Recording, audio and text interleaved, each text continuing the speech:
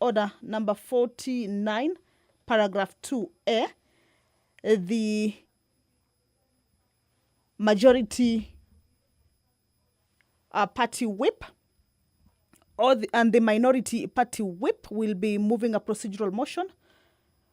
This is with regards to a rescission of a resolution of the House with respect to the second reading of the Election Offences Amendment Bill, a bill originating from the Senate, Bill number 28 of 2024. And this is a procedural motion for correction of an error that occurred during the voting on the second reading of this particular bill, as provided for under Standing Order 49, paragraph 2. Standing Order 49, paragraph 1 indicates that no motion may be moved which is the same in substance as any question which has been resolved either in the affirmative or in the negative during the preceding 6 months in the same session. However, paragraph 2A indicates that despite paragraph 1, a motion to rescind the decision on such a question may be moved with the permission of the Speaker. So this afternoon, this particular standing order will be guiding this particular procedural motion to rescind that last week, that is the 24th of July 2025, regarding the election, regarding the second reading of the Election Offences Amendment Bill, a bill that is originating from the Senate. Then a question again will be put regarding this particular bill for it to proceed to the next stage. This particular bill, meaning that the vote that will be taken again this afternoon, or the question will be regarding that particular bill, be read for the second time at the National Assembly, and then proceed to the next stage. The bill basically seeks to amend Election Offences Act and also taking into consideration proposals by the public that were made during the National Dialogue Committee. That is the Speaker of the National Assembly, Honorable Dr. Moses Masika Wetangula, making his way into the chamber to preside over this afternoon sitting. I will now be handing you over to this particular business for you to follow, a broadcast that is brought to you by PBU in partnership with KBC. Good afternoon. Mheshimiwa, tuombe. Ewe Mwenyezi Mungu, ambaye kwa hekima na wema wako umeteua nyadhifa za viongozi na mabunge kwa ustawi wa jamii na utawala wa haki wanadamu, tukusihi utazame kwa neema nyingi sisi watumishi wako ambao ameridhika kutuita ili tutekeleze shughuli muhimu za jamhuri yetu.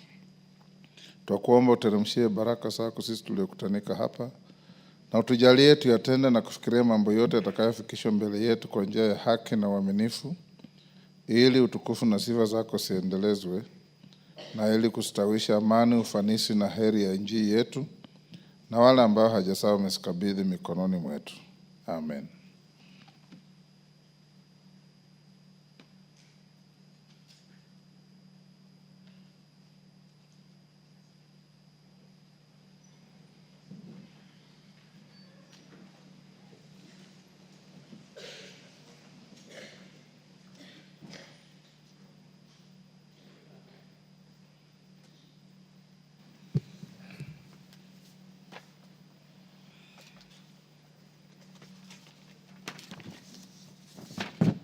Sergeant, ring the quorum bell.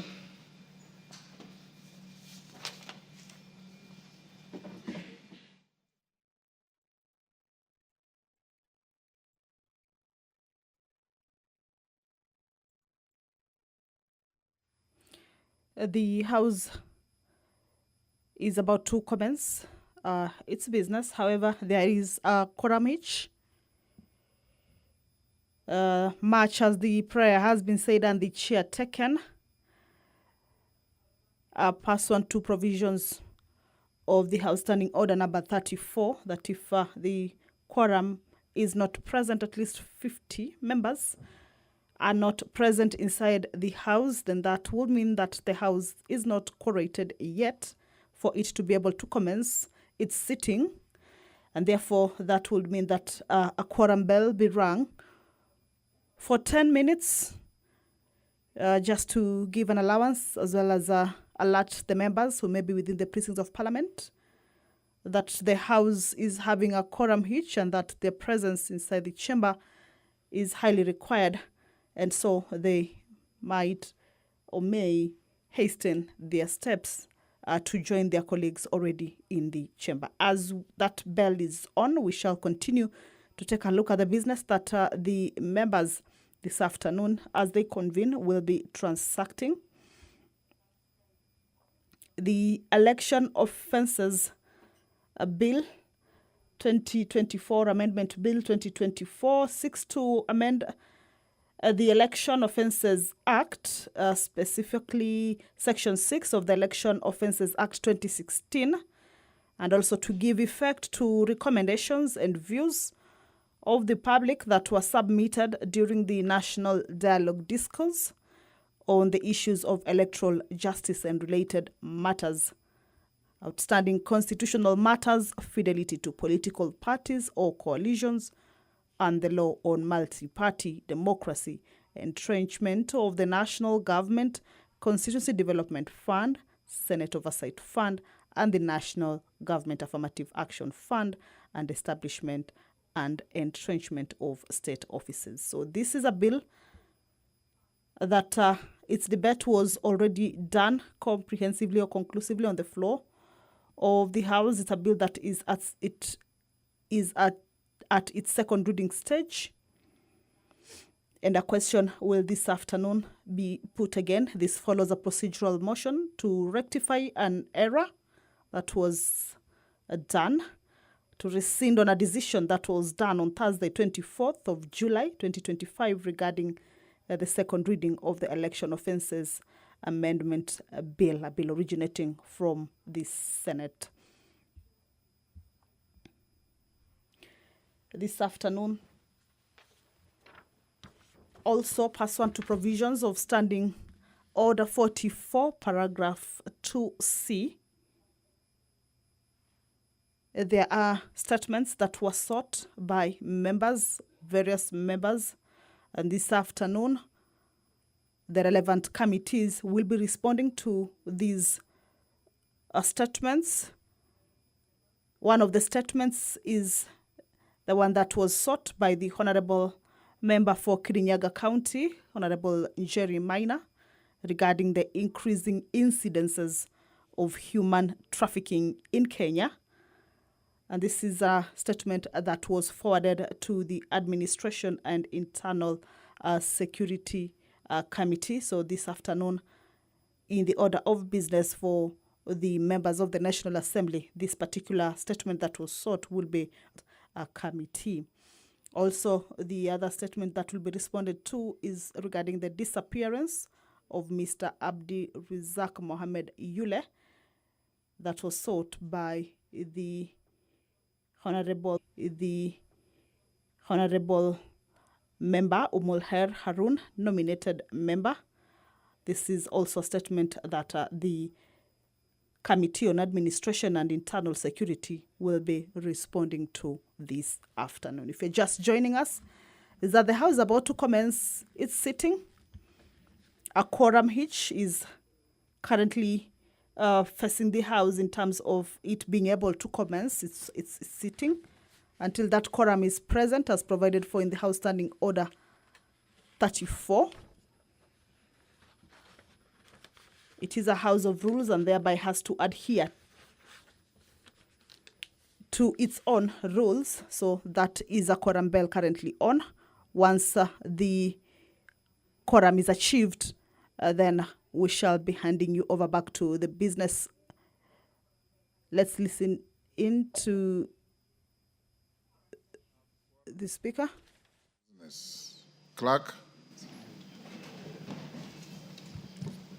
Order number 1, administration of oath.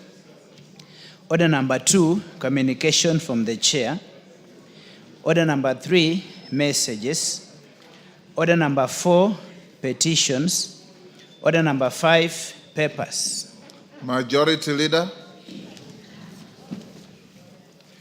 Thank you, my Speaker. Thank you very much for this opportunity to present papers. Honorable Speaker, I beg to lay the following papers on the table of the House today, Wednesday, July 30th, 2025, in the afternoon. Honorable Speaker, I want to start with the reports of the Auditor General and financial statements of Total Technical and Vocational College for the year ended 30th June 2022, 30th June 2023, and 30th June 2024, and the certificates therein. 2, Auditor General's summary report on donor-funded projects for the financial year 2023-2024. 3, 2024 annual status report on water, sanitation, and irrigation from the Ministry of Water. Financial statements for the year ended 30th June 2024 and certificates therein in respect of 1, Gilgil Technical and Vocational College, 2, Kathiani Girls High School, 3, Njoro Technical Training Institute, and 4, St. Michael Kaba High School. I thank you, Honorable Speaker, and I beg to lay. Thank you, Chairperson, Departmental Committee on Health. Disband that Kamkunji and go on to business. Okay. Thank you, Mr. Speaker. Honourable Speaker, I beg to lay the following paper on the table of the House today, Wednesday, 30th July 2025. A report of the Departmental Committee on Health on the consideration of the President's memorandum to the Cancer Prevention and Control Amendments, Bill number 2, National Assembly Bill number 45 of 2022. Thank you, Mr. Speaker. Thank you. Next order. Yes, Shakil. Honourable Speaker, sir, I had requested for a notice of motion, and I don't see that it may be registered here. On what issue? It's on the expression of concern on the Middle East conflict. I thought it was a statement. Well, yes, it was actually... It was not a motion. It was advised as a motion, but I can make the statement, sir. I allowed you to make a statement. Can I please make it a statement, sir? Not now. We have not reached statements. Take your seat.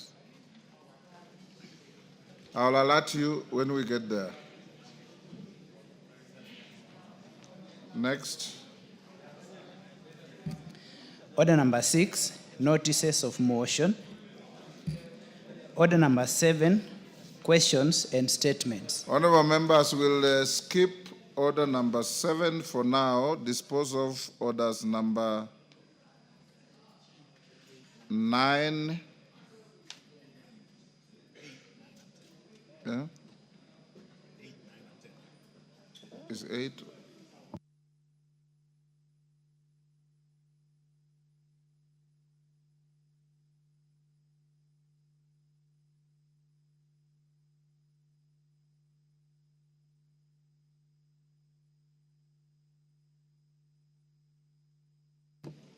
Honourable members, first, today we're expecting the Minister for Internal Security or for Interior.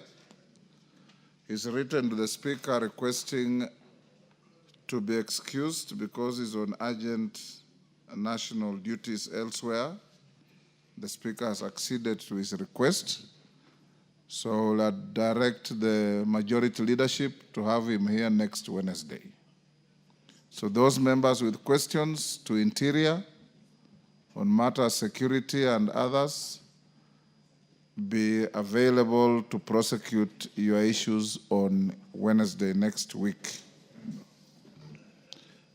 Secondly, we will dispose of orders 8, 9, and 10.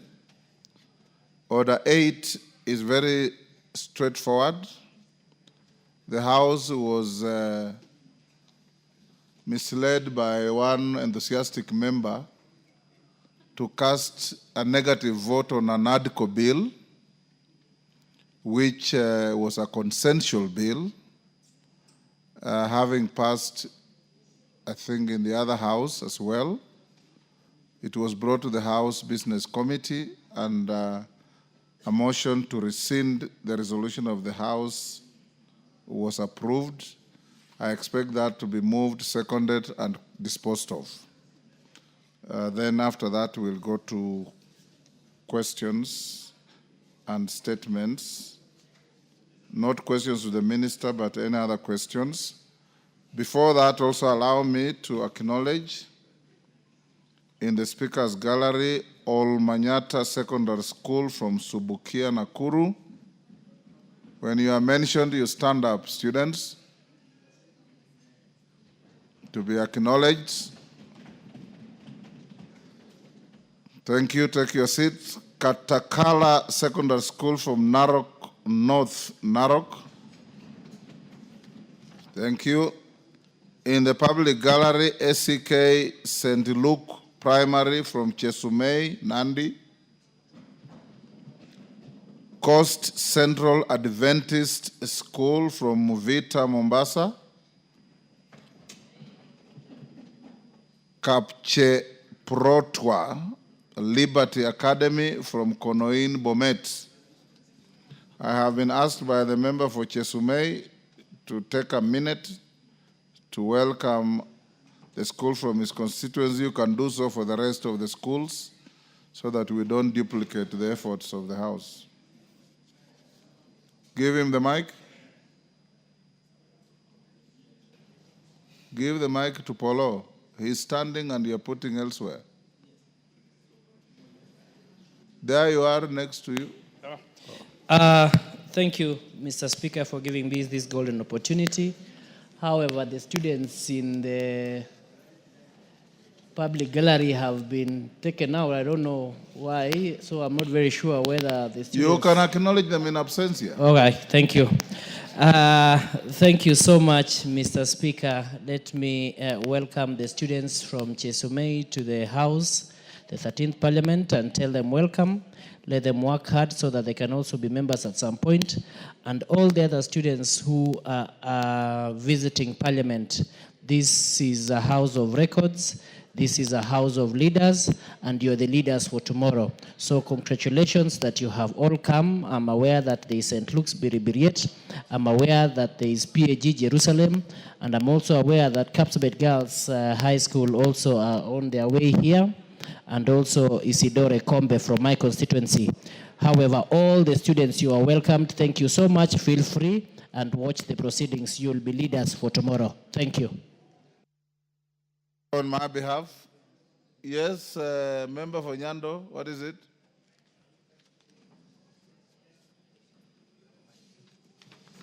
Honorable Speaker, I just wanted to acknowledge your generosity. Last week and this week, we have had so many children coming to be attending our proceedings. And I hope, Honorable Speaker, that this kind of generation which you are helping mold today through such kinds of visits and tours will have a paradigm shift on the conduct of what we can see now and what we expect in future generations. So this is a testament, Honorable Speaker, that you really love the children. Just as Christ said, let the children come to me, you have given them an opportunity to come and see what is happening here. Today I was walking in town, Honorable Speaker, and I could see lots of schools within town. And when I prodded them to know what they were doing in town, they said, we have a date with Parliament in the afternoon. And Honorable Speaker, this is a step in the right direction. And I hope these children will, as they take over from us 30 years from now, that they will emulate the conduct of the current members of Parliament and not the conduct of the other generation out there. And I thank you, Honorable Speaker. In fact, yesterday alone, this house was visited by 60 schools. Shabir, I'm told actually yours is a motion and it was balloted, so I'll come back to you to give notice of that motion. Go to order number 8. Order number 8, motion, rescission of a resolution of the House. Owen Bayer. Thank you, Honorable Speaker. Honorable Speaker, they need to pay me for doing their job. They need to be waniangalie vizuri as they do their job. Which job? The majority whip and the minority whip. I pay you a salary for doing what you are doing. for the leader of majority. Honorable Speaker, pursuant to the provision of Standing Order 49.2a, this House resolves to rescind its decision of Thursday, 24th July 2025, with respect to the second reading of the Elections Offence Amendment Bill number 2, Senate Bill number 28 of 2024. Honorable Speaker, like you aptly put it, Honorable Speaker, this is in regards to the motion on election offences, for which, Honorable Speaker, a decision was supposed to be put and a question was put, but like you said, there was someone misled the House to make a decision that actually was not what members intended to do, Honorable Speaker, because Standing Order 49 allows us to actually rescind a decision, Honorable Speaker. We come before you and before this House to request the members to agree to this procedural motion that we rescind this decision so that, Honorable, Speaker, we can move on. Honorable Speaker, if you allow me, I'll request the Honorable Mabona to second this motion. It's a procedural motion. We take a vote and then move to 9 so that we can make progress, Honorable Speaker. I thank you, Honorable Speaker.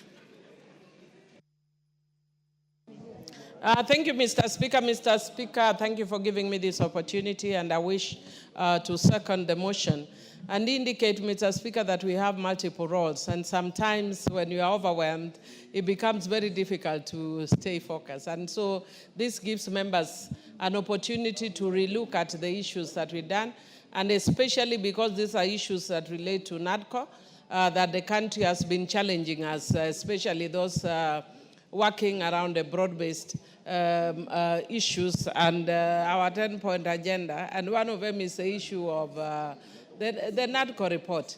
And Mr. Speaker, therefore, I'm even glad that we have more than enough quorum so that members can very soberly and consciously look at the issues that we are dealing, especially around electoral laws. Thank you, and I second. Thank you. Member on his feet, take your seat. Patrick Macau, Commissioner, take your seat.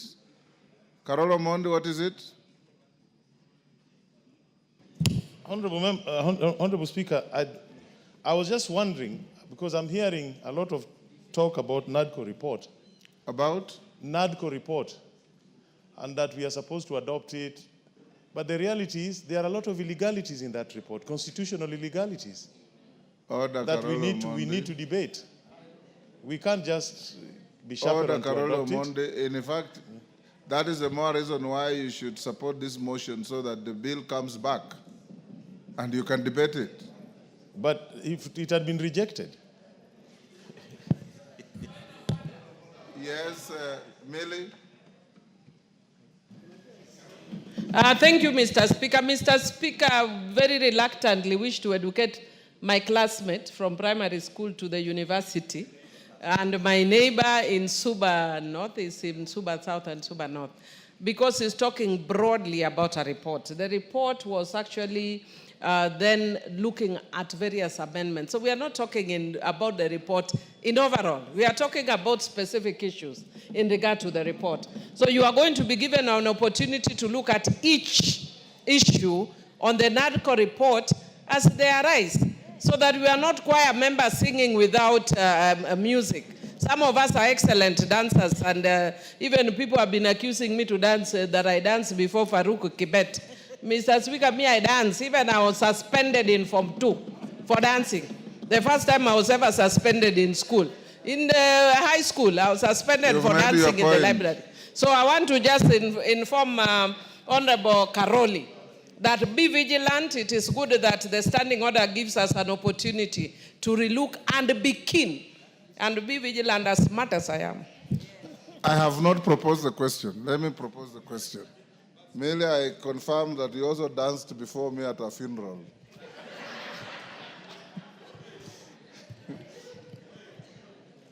I now propose the question, which is that pursuant to the provisions of Standing Order 49-2A, this House resolves to rescind its decision of Thursday, 24th July 2025, with respect to the second reading of the Election Offences Amendment Number 2 Bill, Senate Bill Number 28 of 2024. Majority, you want to say something?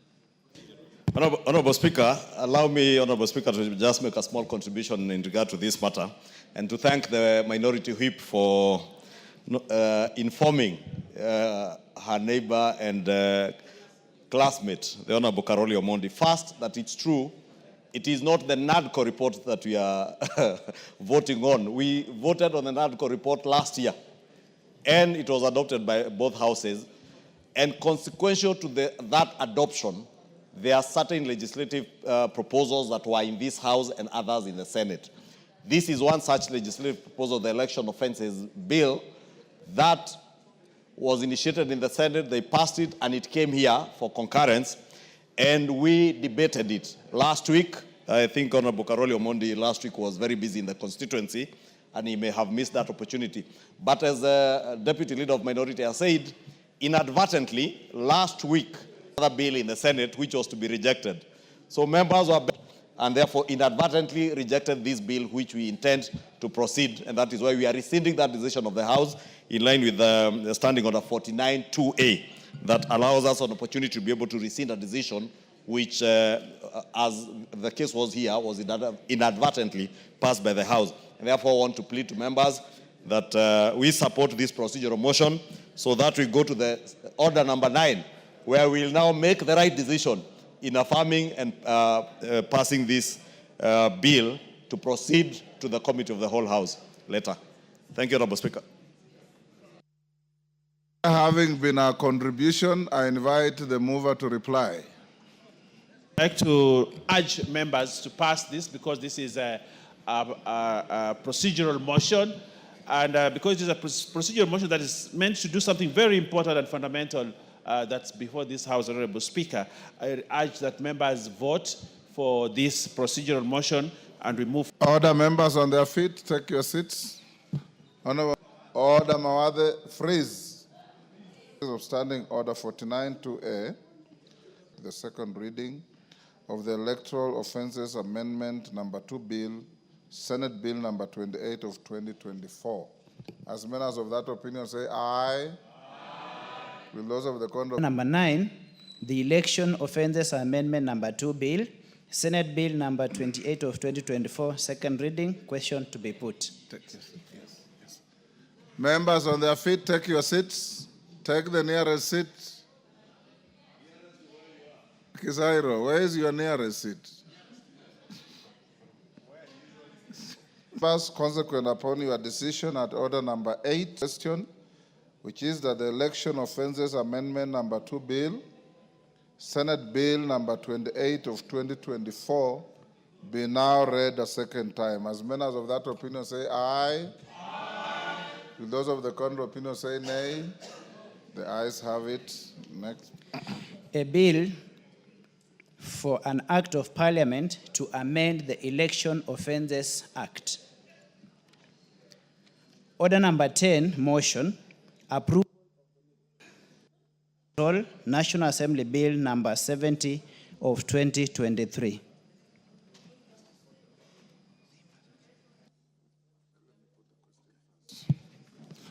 Order, members. Order, Major, take your seat. Freeze where you are.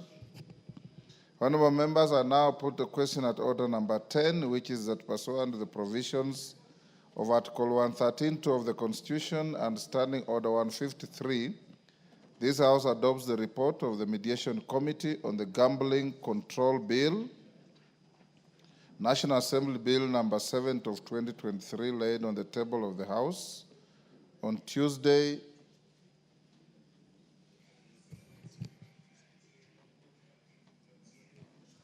Sorry, honorable members.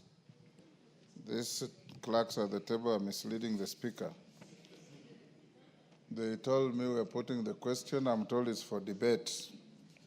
So we rescind that, go back to number 7.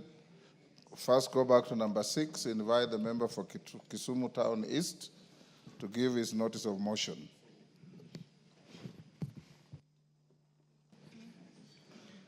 Order number 6, notices of motion. Mr. Speaker, sir, I beg to give notice of the following motion as an expression of concern on the Middle East conflict, that aware that among the rights enshrined in the United Nations Charter on Human Rights is the right to life and self-determination by the people. Cognizant of the fact that the Israeli occupation of Palestine territory in Gaza and the West Bank has been characterized by disproportionate and indiscriminate use of force. Concerned that this has deepened the humanitarian crisis in the region, including destruction of infrastructure, widespread civilian casualties, and willful killing of Palestinian civilians, including children, in the occupied territories by the Israeli army. Noting that these grave breaches amount to war crimes, flagrant violations of international humanitarian law, and crimes against humanity. Concerned that the recent escalation of hostilities between Israel and Iran, including cross-border strikes and retaliatory attacks, threatens to engulf the wider Middle East region in conflict. Recalling that Kenya has previously suffered attacks on its soil as a result of Middle East conflict, including the 2002 attack on the Paradise Hotel in Kampala. Appreciating that the United Nations, as General Association of Palestine territories, and urging including the regional powers and the United Nations Security Council to intensify diplomatic efforts aimed at achieving an immediate ceasefire, facilitating humanitarian access, initiating inclusive peace negotiations in the Middle East. Appreciative of the role of Kenya has played constituting crimes against humanity committed by Israel, this House, 1, expresses concern over the dangerous escalation of hostilities in the Middle East that has threatened international peace and security across the Middle East and beyond. Reaffirms Kenya's proactive commitment to peaceful resolution of disputes through negotiation, diplomacy, and adherence to the principles of United Nations Charter.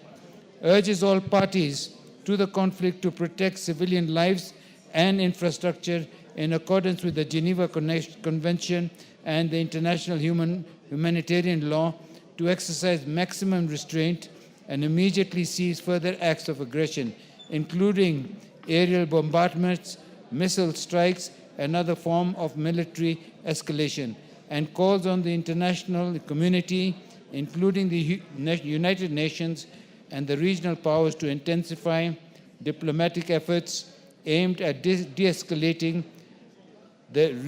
and restoration of dialogue and the return to the frameworks of international law. I thank you, Honorable Speaker, sir. Thank you, Honorable Shakil. We'll now go to order number 7.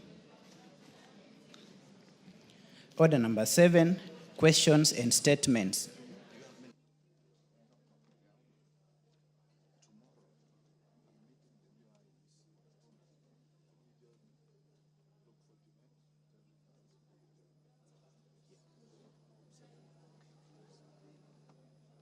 Honorable members, before we go to statements, allow me to acknowledge, because of the large volume of students visiting Parliament, some I may call out who have left.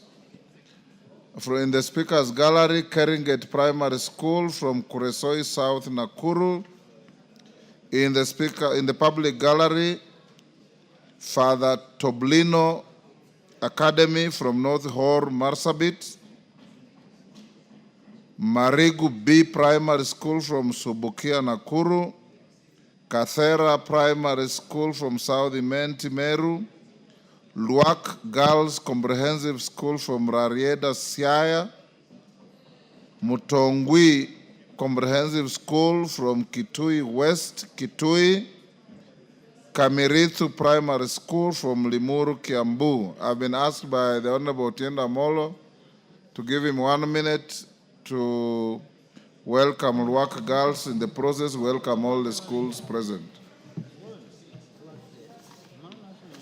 Thank you, Mr. Speaker. Mr. Speaker, I take this opportunity to welcome pupils from Luak Girls Primary and Comprehensive School, as well as all the other schools that have been mentioned to this august house. Mr. Speaker, I want the pupils to know that this house is the premier entity that shapes this country. And I want them to know that in life is defined by respect, by hard work, and the fear of God. And that as long as you inculcate all three, you will go places, whether it's in this house or in other areas of life. Mr. Speaker, Luak Girls is a very old and prominent girls' school that has produced many, many people who have shaped the life in this country. In the last year's exams, they emerged #1 in the whole of Luak County. And that despite a tragedy that befell them. One of their dormitories burnt down to ashes, but fortunately it did not injure any of the girls because of the good precautions that the school takes. Mr. Speaker, I welcome them here. I urge them to work hard. And the fact, Mr. Speaker, that there are upwards of 60 schools that come to this august house is actually testament that Parliament is still respected in this country. But it also means that we as members of Parliament must remember that respect and behave accordingly. But Mr. Speaker, on a different note, in the earlier motion, you had said there's a member who had misled the House. Mr. Speaker, misleading the House is against the standing orders, and it is punishable. Mr. Speaker, I thought you would mention who that member is and then punish accordingly. Thank you, Mr. Speaker. Honorable Member for Siaya, Christine Ombaka, I give you 1 minute. Thank you, Mr. Speaker, for giving me this opportunity to greet the students from Luak Girls. You don't greet them, you acknowledge their presence. I acknowledge their presence, and I want to encourage them and tell them that the sky is the limit. Anybody can reach anywhere. I never knew that I would be in Parliament myself, and they should also realize that they can be in this house in future. I know that Luak has a good name as a school. It is one of the best national schools that we have ever had. The results are always very good, and I want to tell them that a lot of them can come here and be politicians, apart from being in other professions. You are welcome to, I acknowledge your presence, and please continue to come here to see the debate that is generated here, and how you too, in the schools where you carry out debates, you can emulate what is going on here. Thank you, and we shall see you at the end of the day. Thank you. Thank you. Statements. The first one, member for Suna West, Peter Masara, to make a personal statement regarding the demise of his son. And we give you, like we did, our collective condolences. Thank you, Mr. Speaker. Mr. Speaker, pursuant to provision of Standing Order number 442E, I wish to make a personal statement regarding the untimely passing of my beloved son, Hilary Masese. Mr. Speaker, no parent is ever truly prepared. Raise your voice a bit. No parent is ever truly prepared to bury a child. The death of my son unsettled a sacred order of life, leaving behind a gap that no word can truly fill. Hilary Masese was not only my dear son, but a friend. to many and a light to our family. Where the loss was deeply personal, the grief was widely shared. I felt that I did not walk this painful journey of 10 months and 17 days visiting ICU alone. Members of Parliament visited, called, prayed, and stood with me. I was comforted by the warmth, the solidarity, and the compassion extended to me and my family. Was comforted the warmth and solidarity and compassion extended to me by my colleagues in the Honorable House, friends across the country, Hillary's colleagues at Kenyatta National Hospital, and the people whom I have the honor of serving, the great people of Sona West. Even as we continue to mourn Hillary's passing, we also celebrate his life. I take solace in knowing that he now rests in eternal peace. Honorable Speaker, I take this opportunity to sincerely thank each one of you who stood with me and my family, those who visited, called, contributed in one way or the other towards the dignified send-off of Hillary. I also wish to acknowledge the strong support from the people of my constituency, colleagues, neighbors, friends, the business community, and religious leaders who relied around me. I must sincerely thank this House for offering me the shoulder to lean on at my hour of need, led by the Right Honorable Speaker himself, the honorable members of the National Assembly, and the senators. The emotional, physical, and generous financial support are the reason I stand strong before you today. Honorable Speaker, I cannot fail to thank the religious leaders from all denominations who stood with my family in prayers and spiritual support. Though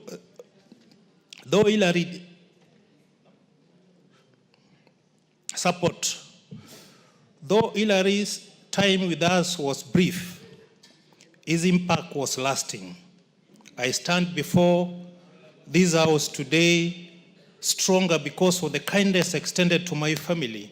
For every call, every visit, every prayer, every contribution, I say thank you.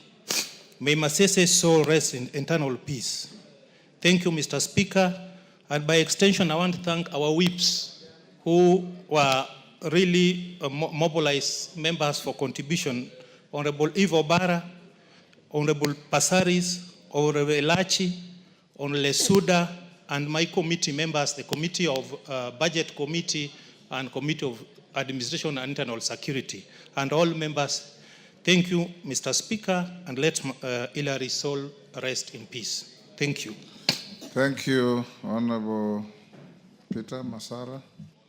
Next, Ibrahim Sane.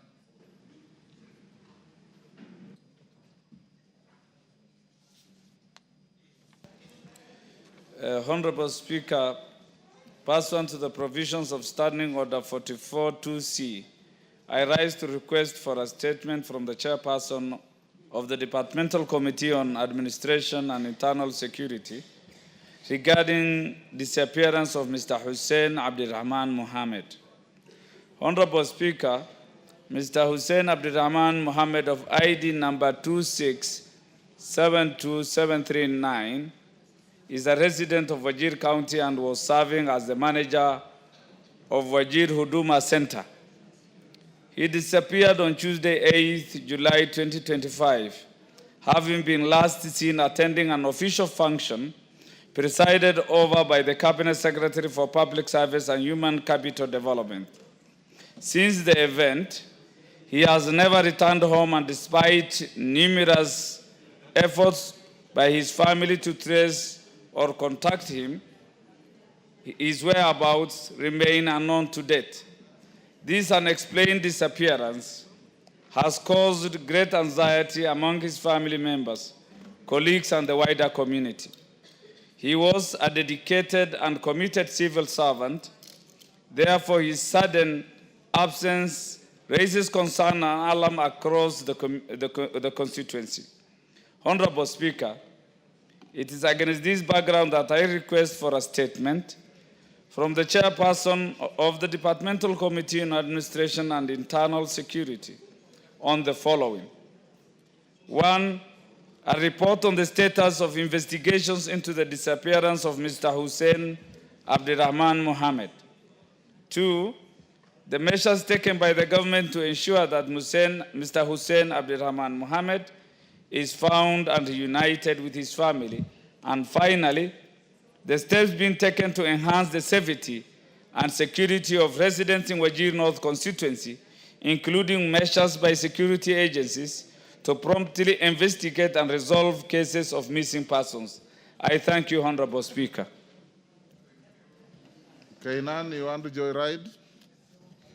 Thank you, Mr. Speaker. Mr. Speaker, Mr. Hussein, I want to thank the Honorable Senate for bringing this statement. The Speaker, Mr. Hussein Abdirahman, who is also nicknamed Hussein Moy, is a manager or was a manager of Wajir Huduma Center, very senior officer. Mr. Speaker, to date, almost a month, even the ministry, the line ministry, the department, and all the other concerned individuals in the government have not even attempted to brief the public.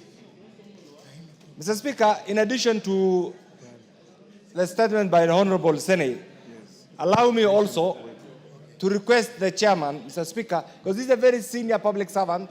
Mr. Speaker, we do not know the circumstance. The last time he was seen is when he reported to work, and yet, Mr. Speaker, the Ministry of Public Works, the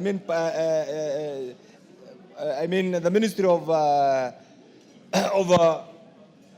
Public Service, the Public Service Commission, the Huduma Directorate, none of these entities have made an attempt even to say this is what they are trying to look at, Mr. Speaker. Meaning, therefore, it's like an assumption has been made.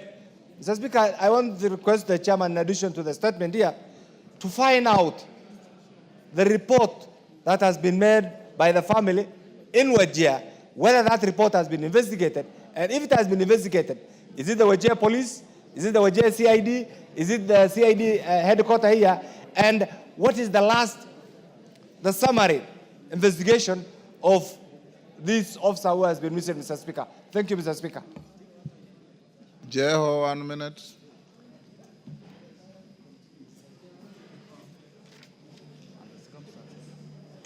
Thank you, Mr. Speaker. Mr. Speaker, I want to add my voice to this particular issue. We are missing a particular officer who works for the government, a very senior officer, Mr. Speaker. We feel like the police are not doing their work. Mr. Speaker, we are asking the police officers, the authorities involved, to bring this particular person, whether dead or alive. Thank you. Tongoyo. Thank you, Honorable Speaker. Honorable Speaker, you quite understand that we have a backlog of many unresponded statements. And given the urgency of the matter, I know this is a civil servant who's gone missing in Wajir, and this is the county that we still had the MCA who disappeared or got missed for quite some time. I may not give a comprehensive, Honorable Speaker, but maybe, Honorable Speaker, if you will allow, you give me maybe on Thursday to do a preliminary one as we wait a comprehensive respond. Thursday, next week. Yes. Thank you. There's 1 or 2 members. Naisula, who approached the chair. Naisula. Thank you, Mr. Speaker. I rise on a point of order. I had asked a statement to the chairperson of Energy in regards to frequent blackouts in Maralal Town, Samburu West constituency, Mr. Speaker. That was before we went on recess. As we speak now, there is no electricity in Maralal for the last 2 days, Mr. Speaker. And even today when it has come back, there's low voltage. Mr. Speaker, I would like the chairperson of Energy to respond to that statement and to take this matter very seriously, because the people of Maralal deserve to have electricity and frequently. Thank you, Mr. Speaker. Chair, Energy. Any member from that committee? Majority Leader?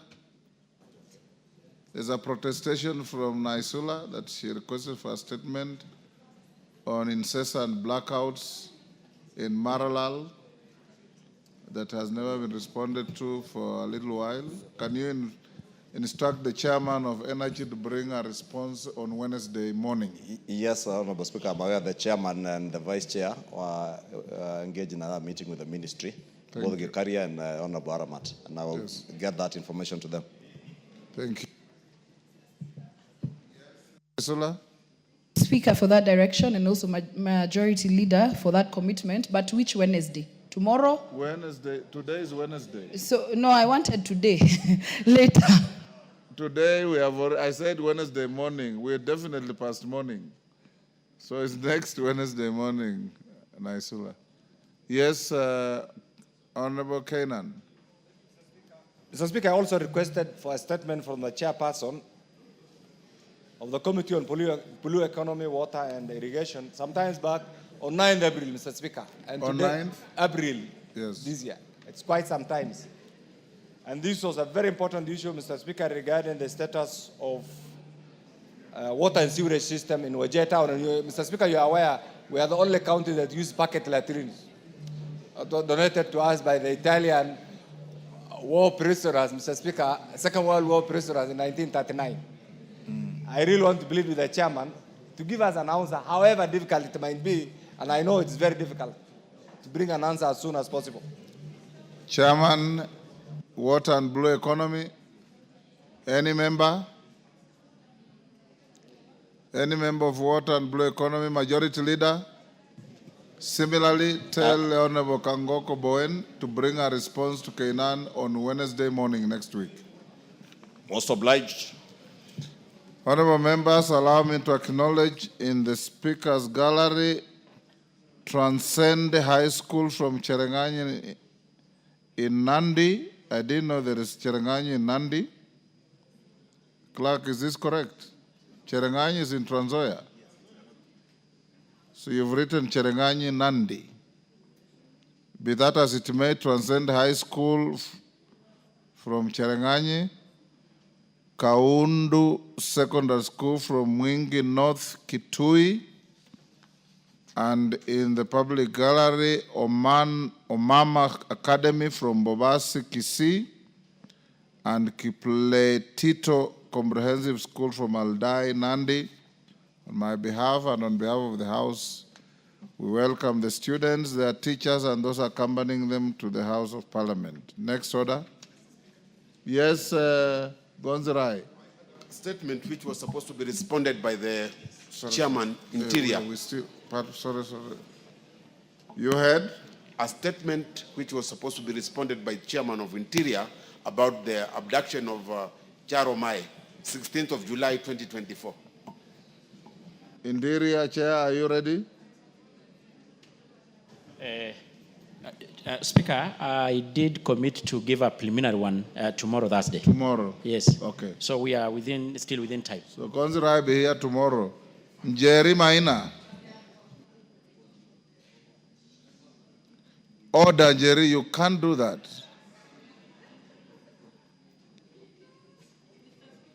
While Njeri is finding her way, Omulher Harun. Yeah. Yes. Tongoyo, these are responses. Are you ready for Njeri? Yeah, Honorable Speaker, I'm ready. And Omulher? Yeah, I do. So go ahead, give Njeri's first. Jerry, take your seat and be orderly and listen to your response. It's a long one, but I'll try to rush through.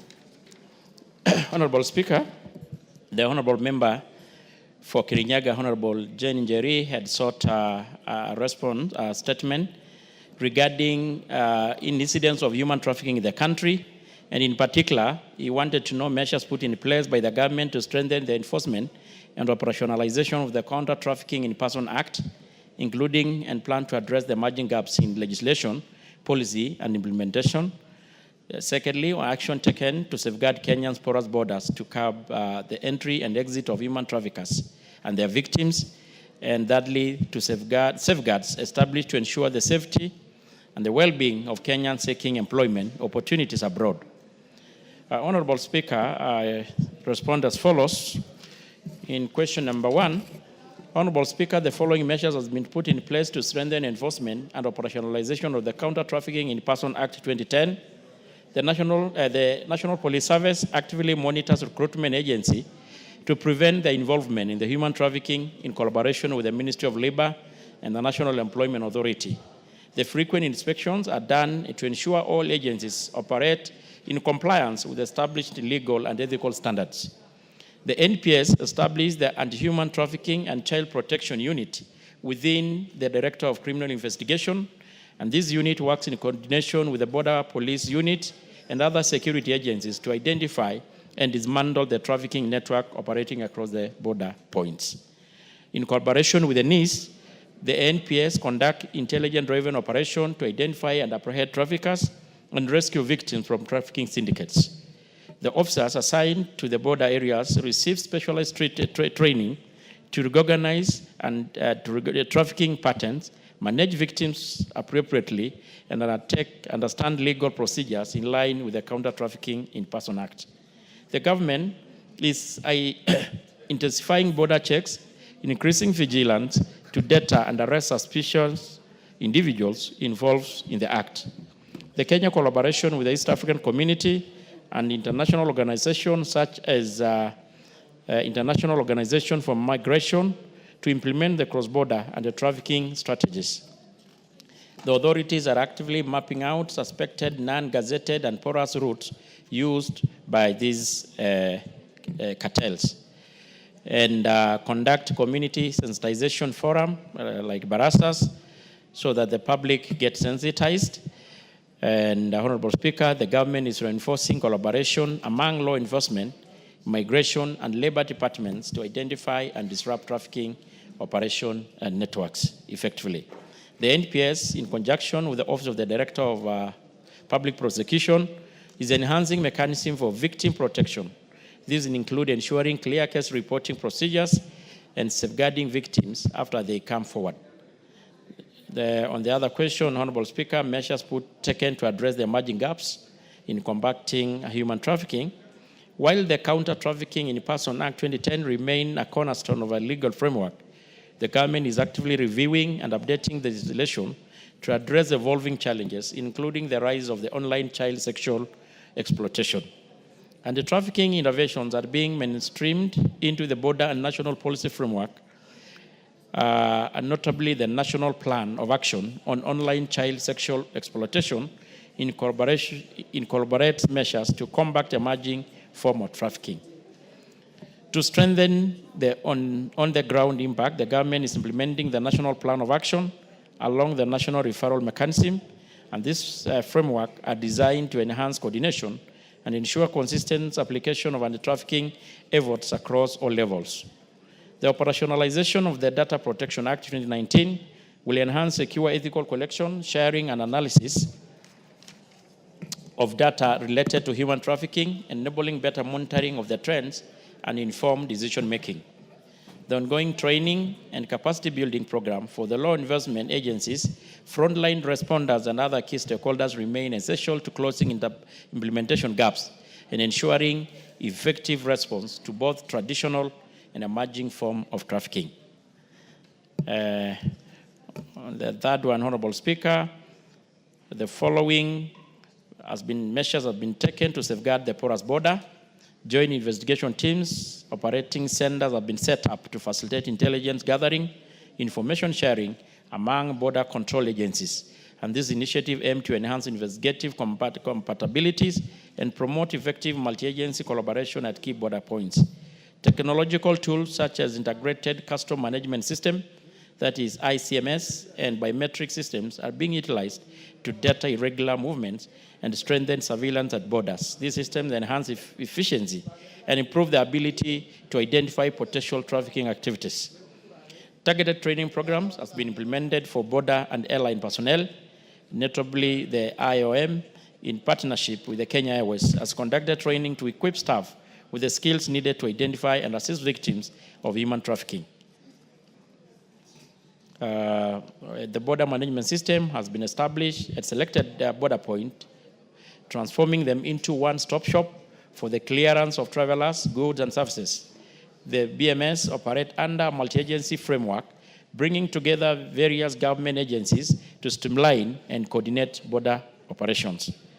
Lastly, Honorable Speaker, the following safeguards have been established to ensure the safety and well-being of Kenyans seeking employment opportunities abroad. The National Police Service monitors recruitment agencies suspected of engaging in fraudulent or exploitative practices in collaboration with the Ministry of Labor, and they also do frequent inspection to ensure all agencies operate in compliance with established legal and ethical standards. The Labor Migration Desk has been set up at Jomo Kenyatta International Airport and Moi International Airport to support migrant workers by providing guidance and assistance with the pre-departure procedures. And in accordance with the Interpol and Kenya Foreign Mission, the National Police Service plays a critical role in locating and repatriating Kenyans victims of trafficking. Upon their return, victims are supported through reintegrated effort, often in partnership with Ngao and safe shelters. NPS is responsible for instigating an arraignment in court of individuals or entities involved in illegal recruitment practices, and these include cases involving false job promises, confiscation of travel documents, and coercion linking to human trafficking. In collaboration with the key partners, the NPS conduct awareness campaign to educate the public and the warning girls signs of fraudulent recruitment processes and suspicious agency, helping prevent exploitation and trafficking. And of course, Honorable Speaker, the hotline from the DCI, the toll-free number has always been provided so that the victim can report such suspected victims. Thank you, Honorable Speaker. Jerry. Honorable Jerry Minor. Thank you, Honorable Speaker. My apologies, Honorable Speaker. When you called me, I was on the other side of the aisle. Honorable Tiende mentioned that there is someone who needs to be disciplined by the Powers and Privilege Committee, which is apparently my new committee since yesterday. And I was soliciting for future suspects and attendees of that committee, Honorable Speaker. Honorable Speaker, I appreciate the very detailed response by the committee chaired by Honorable Tongoyo, and perhaps, Honorable Speaker, what is missing from his response is whether the government is going to conduct a fresh vetting of all travel agencies, because majority of Kenyans are being exploited by travel agencies as they seek employment opportunities abroad. Thank you, Honorable Speaker. Tongoyo, that's as a compliment to your... Yeah, it is, Honorable Speaker, although in the questions it was not included, but I think it's also not a bad thing to consider. Can you now respond to Umulher Harun? Thank you, Honorable Speaker. In regards to the response to is the Umulher statement... in the House? Yes, go ahead. Yeah, the statement being sought by the nominated member, Honorable Harun, regarding the disappearance of one Mr. Abdirizak Mohamed Yale.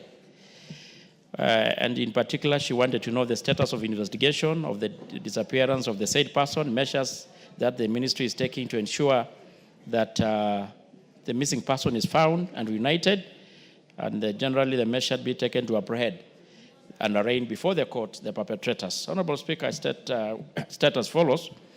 On the 30th September 2023, Mr. Aden Ali reported the disappearance of his cousin, Mr. Abdikazak Mohamed Yale, who indicated that he resided in South Sea area in Nairobi County together with two cousins.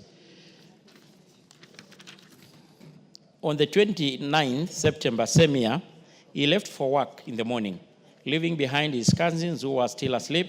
Upon returning home later that day, he found that they were not present.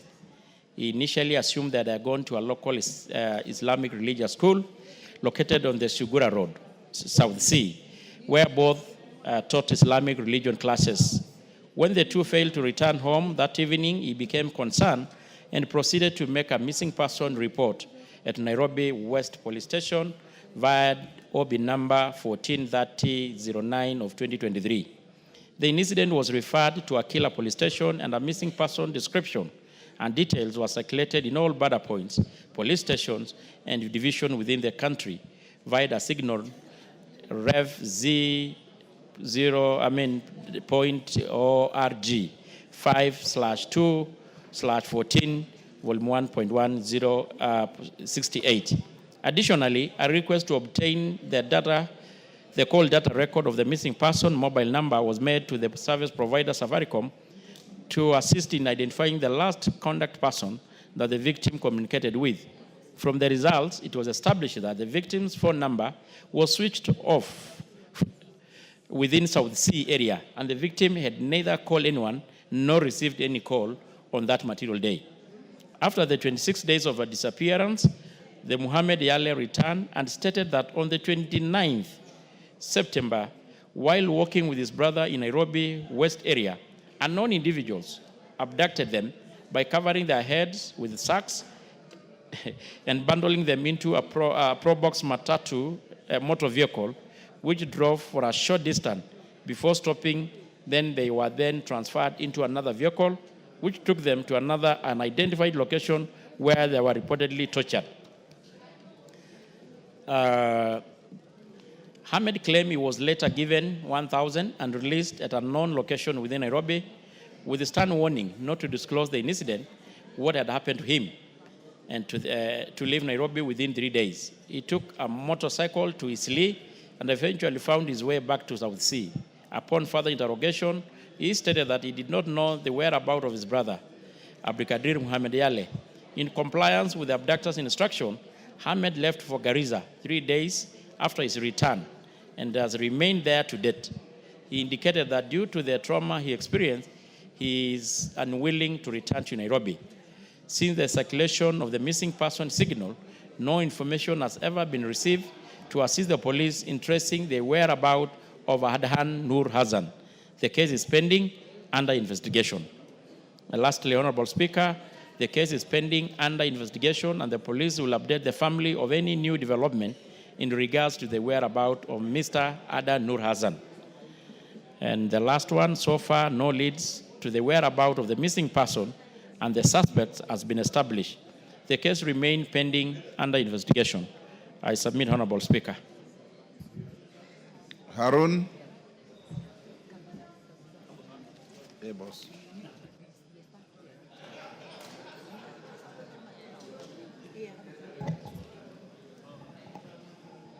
Thank you, Speaker. I also want to thank the chair of the committee. And on behalf of the committee, I appreciate that detailed report.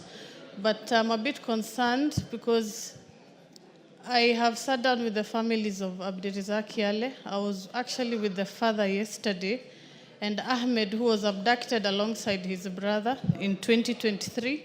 And as the report indicated, it's accurate. Ahmed detailed his story back to me, and he was released after 23 days. He was given 1,000 shillings by the police. So if it's already obvious that the police abducted Ahmed and they released him, Ahmed was with the brother, Abdirizak, as well. And Abdirizak is still missing till date. So the report from the committee says that the police are not aware of where Abdirizak is, and I find that a bit unsatisfactory.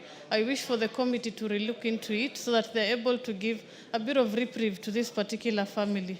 Mr. Speaker, I was with that family yesterday, and the father is very distressed, and we really appreciate if the security personnel can give us quick feedback on this matter. Thank you, Mr. Speaker. Thank you, Honorable Speaker. And as well as I did state in the last paragraph of the statement, it's true that the investigation is still ongoing, and understand the pain, frustration of the member, and of course the family. And I want to promise, Honorable Speaker, that the police are going to do anything possible to locate the missing person and continuously giving update reports to the family and the concerned member. Thank you. Thank you. Honorable members, allow me to acknowledge in the Speaker's Gallery, Siana Girls High School from Narok West, Narok, Mariani Primary from Igambangombe, Tarakanithi, and Nyekini Primary School from Kitui, Central Kitui. On my behalf, on behalf of the House, I welcome the students, their teachers, and those accompanying them to the House of Parliament. Next order. Order number 10, motion. Approval of the mediated version of the Gambling Control Bill, National Assembly Bill number 70 of 2023. Yes, Kwenya. Are you the one moving this? Yes. Thank you, Mr. Speaker. I beg to move that pursuant to provisions of Article 113(2) of the Constitution and Standing Order number 153, this House adopts the report of the Mediated Committee on Gambling Control Bill, National Assembly Bill number 70 of 2023, laid to the table of the House on Tuesday, 1st July 2025, and approves the mediated version of the Gambling Control Bill, National Assembly Bill number 70 of 2023. By the way of introduction, Mr. Speaker, the Gambling Control Bill 2023 seeks to establish a comprehensive legal framework for the regulation of gambling in Kenya, with specific emphasis on incorporating safe gambling principles within the sector. Additionally, the bill seeks to establish the Gambling Regulatory Authority of Kenya, which shall bear the responsibility of licensing and regulating the gambling sector.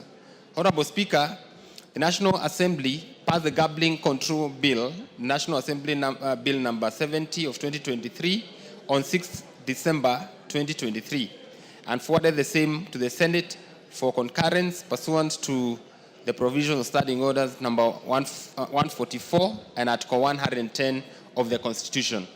Mr. Speaker, the Senate considered the bill and passed it with amendments on 8th October 2024 and referred it back to the National Assembly for consideration in accordance with Article 112 of the Constitution. The Senate proposed amendments to Clause 5, 7, 10, 11, 28, 31, 64, 66, 69, 71, 79, Clauses 87, 119, 123, and the third schedule. Further, the Senate proposed new clauses 57A, Clause 63A, 66A, 82A, and 117A. Honorable Speaker, the National Assembly considered the Senate amendments to the bill and rejected all the amendments due to contravention with the Constitution principles of origination of bills, as well as need for further amendments to the proposed Senate amendments. The Honorable Speaker, pursuant to Standing Order 148B, the National Assembly Standing Orders, the Speaker of the National Assembly conveyed a message to the Speaker of the Senate on the resolution by the National Assembly to reject the bill as amended by the Senate. The Speaker then referred the bill to a mediation committee under Article 113 of the Constitution, and in so doing, appointed 9 members of the National Assembly to the mediation committee to consider the bill. Mr. Speaker, on 19th March 2025, pursuant to Standing Order number 166 of the Senate Standing Orders, the Speaker of the Senate conveyed a message to the National Assembly on the appointment of 9 senators to sit in the mediation committee. Mr. Speaker, pursuant to Article 113 of the Constitution, the mediation committee was required to attempt to develop a version of the bill that both houses would pass. The mediation committee was confined to considering only the clauses under at contention, which were the clauses proposed to be amended by the Senate. Honorable Speaker, permit me to give a highlight of the deliberations on the mediation committee, with particular attention to the clauses considered by the committee. The committee reviewed the Senate's proposal to expand county government function in gambling, including developing legislation and issuing licenses. It noted that the bill already addresses the shared regulation by assigning licensing to the National Authority and trade permits to county governments. As a result, the committee retained Clause 5 as originally drafted and recommended amending Clause 2 to clarify or to clearly define a license and trade permit. Honorable Speaker, the committee considered the Senate amendment to Clause 7, which sought to amend the composition of the board of the Gambling Regulatory Authority. The committee resolved to retain the Attorney General's membership in the board, as well as to increase the number of representatives of the Council of Governors from 1 to 2 persons. The committee noted that these amendments would ensure meaningful representation both by persons who are not public officers and county government representation while maintaining manageable board size that conforms to the recommendations of Mwongozo Code of State Corporations. Honorable Speaker, the committee considered the Senate Amendment Clause 10, which sought to remove licensing from authority involve counties in machine legislation, require disclosure of gambling company beneficial owners, as well as establish tax compliance system. The committee resolved to retain licensing as a mandate of the authority, provide for the establishment of registers in both the national and county governments, and provide for due diligence checks on beneficial owners of companies so as to ensure transparency and accountability. Honorable Speaker, the committee considered the Senate amendment to Clause 11, which sought to introduce new subsections providing for the power of Cabinet Secretary to grant or revoke remote platform authorization. The committee resolved that there was need to provide a definition of remote platform authorization in the definition section, as well as to provide that the Cabinet Secretary shall have the power to prescribe guidelines on remote platform authorization. Mr. Speaker, the Honorable Committee considered the Senate Amendment Clause to Clause 28, which sought to remove the power of the authority to issue licenses to key gambling employees and media promotions. The committee resolved that it was necessary to retain these provisions in the bill so as to conform with the international best practices, which provides for the licensing of key gambling employees. The committee considered the Senate amendment to Clause 31, which sought to extend the validity period of gambling licenses from 12 months to 36 months.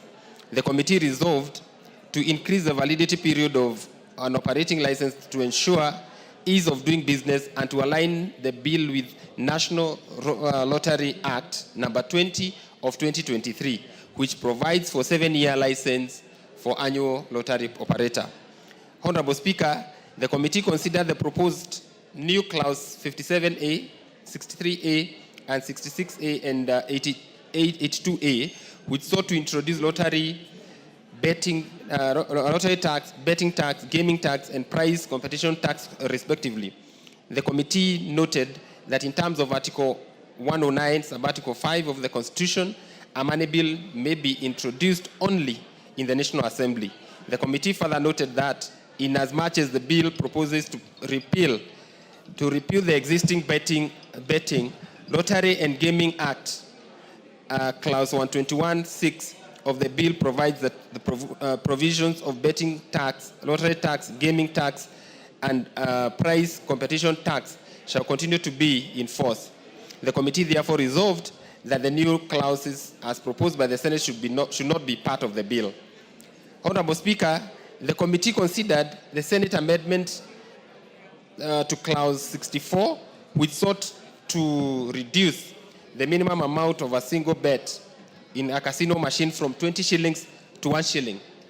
The committee noted that the amount of 1 shilling as a minimum bet amount was not practical, noting that this would be seen as an encouragement to gambling, and further noting that the intention of bill was to regulate gambling and so as a social vice. The committee therefore resolved to retain the minimum betting amount of 20 shillings as contained in the bill. The committee further considered the Senate amendment to clause 66, which sought to provide that in addition to the authority, the county government shall also ensure that their officers are present in casinos for purposes of ensuring compliance. The mediation resolved to retain clause 66 as contained in the bill to ensure that the responsibility for financial reporting and anti-money laundering compliances rests with the national government as provided in law. Honorable Speaker, the committee considered the Senate amendment to clause 69 and which sought to provide that an online gambling transaction shall commence at the time of deposit of money into the gaming account and shall conclude at the time withdrawal of money from a gaming account. The committee resolved to carry amendment as proposed by the Senate, noting that the amendment was in alignment with the provisions of Excise Duty Act, Cap 472. Honorable Speaker, the committee considered clause 71, which sought to reduce the penalty for the offense of permitting online gambling for an amount of less than 20 million from above 5 million shillings to 50,000 shillings, to above 50,000 shillings. The committee noted that while a fine of not less than 5 million may be too punitive, a lower limit of 50,000 may be too lenient, given the substantial profits realized in the online gambling sector. The committee therefore resolved to amend the bill to provide for a penalty of 3 million shillings. The committee considered further the amendment of clause 79, which sought to remove the requirement that the foreign gambling operator be licensed in Kenya. They must intend to carry on the online gambling businesses in Kenya, as well as exempt foreign gambling operators from the requirements for licensing at gambling security as contained in the bill. The committee noted that allowing foreign gambling operators to apply for licenses would lead to increased revenue for the authority in the form of license fees paid by the foreign gambling operators, but such gambling operators would be required to comply with the provisions of the Act Cap 486 in relation to the registration of foreign companies. The committee therefore resolved to retain the requirement of gambling security in respect of foreign gambling companies or operators. Honorable Speaker, the committee further considered amendment to clause 87, which sought to remove the restriction of gambling advertisement between 6 a.m. to 10 a.m. unless it is done in a live sporting event. The amendment further sought to reduce the penalty for the offense of contravening the provisions of the advertisement of gambling from 20 million to 1 million shillings and imprisonment from 20 years to 1 year. The committee noted that the objective of the restriction on the hours of gambling advertisement is to discourage gambling, which is a social vice. Removing restriction from the bill would lead to the unregulated advertisement airtime on television, which would subsequently increase the social vice. The committee further noted that the penalty proposed by the Senate for contravention of the gambling advertisement is too low. The committee therefore resolved to retain the provision as contained in the bill. Mr. Speaker, the committee reviewed the Senate's proposed clause 117A to restrict gambling premises operating hours to between 10 p.m. and 5 a.m.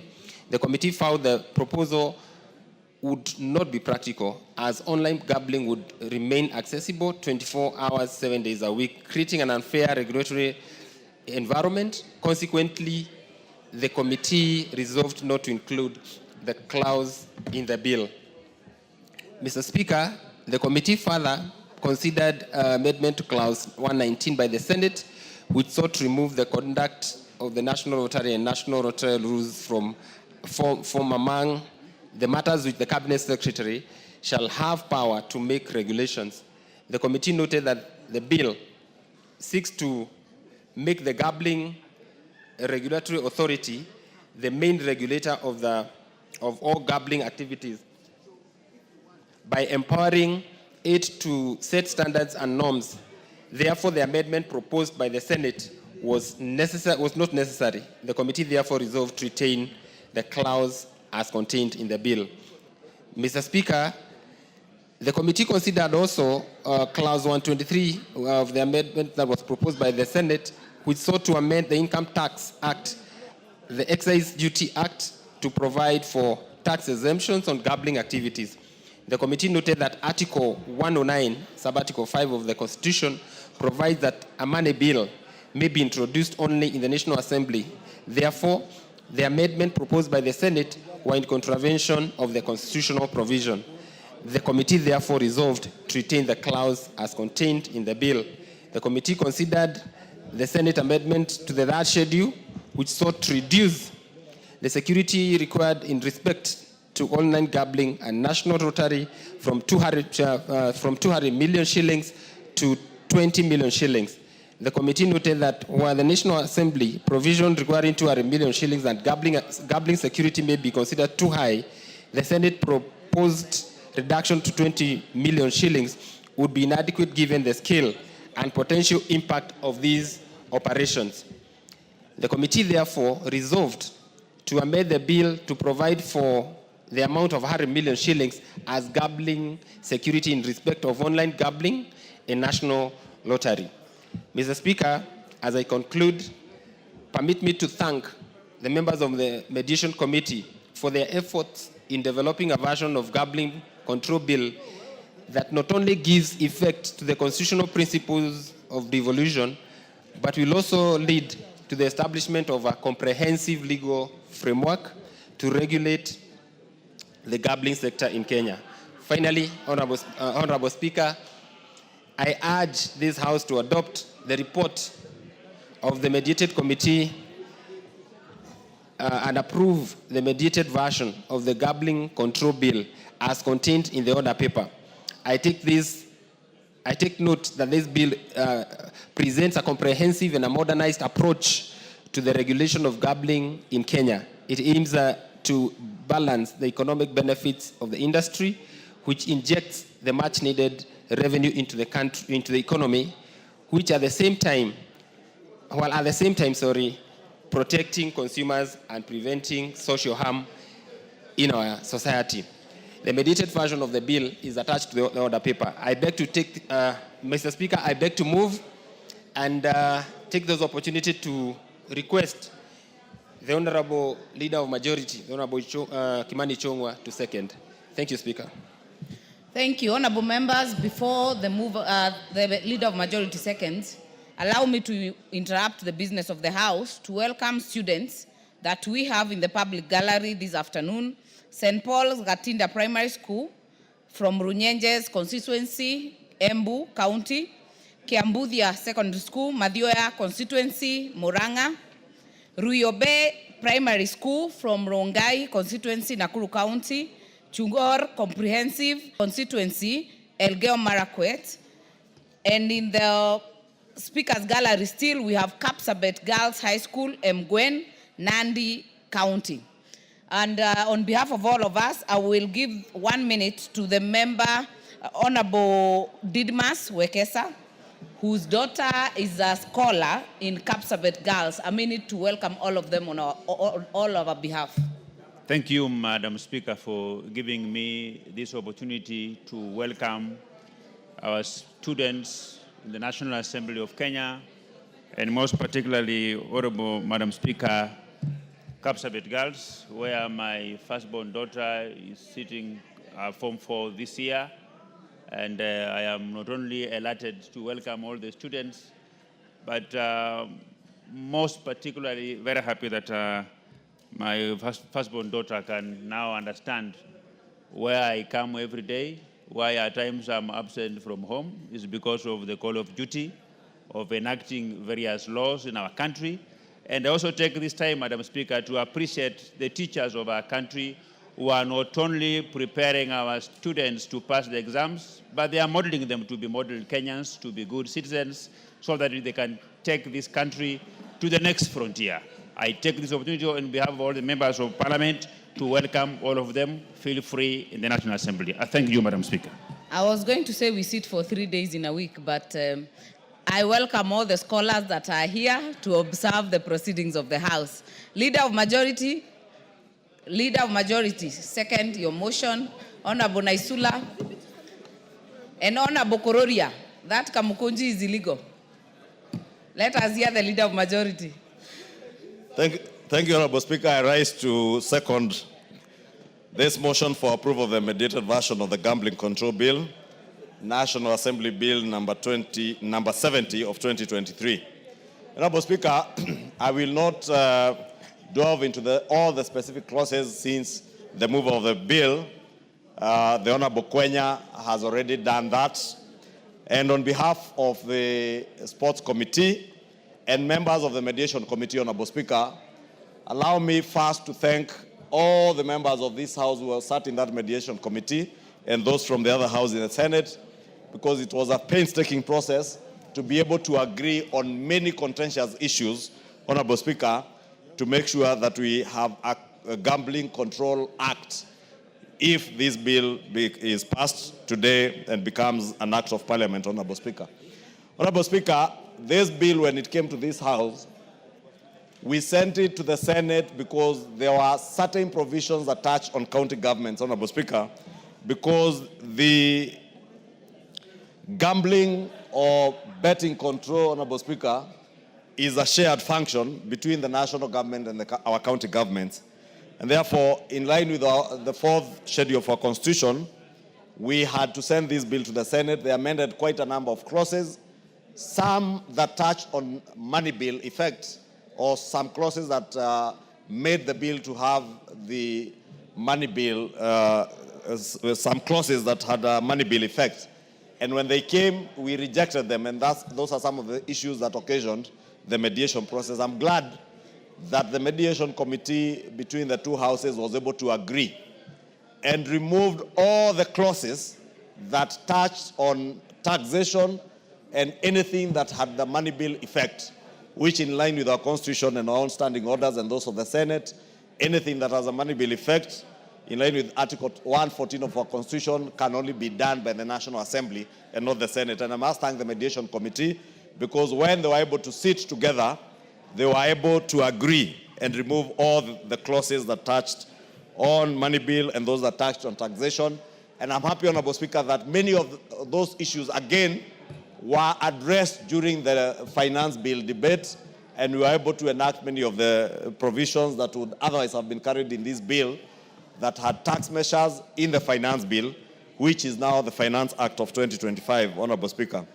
Honorable Speaker, there are also amendments, especially to clause 79, was it 76 or 79 and 74, Honorable Speaker?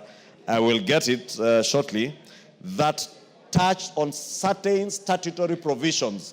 Honorable Speaker, provisions under clause 79, 82A,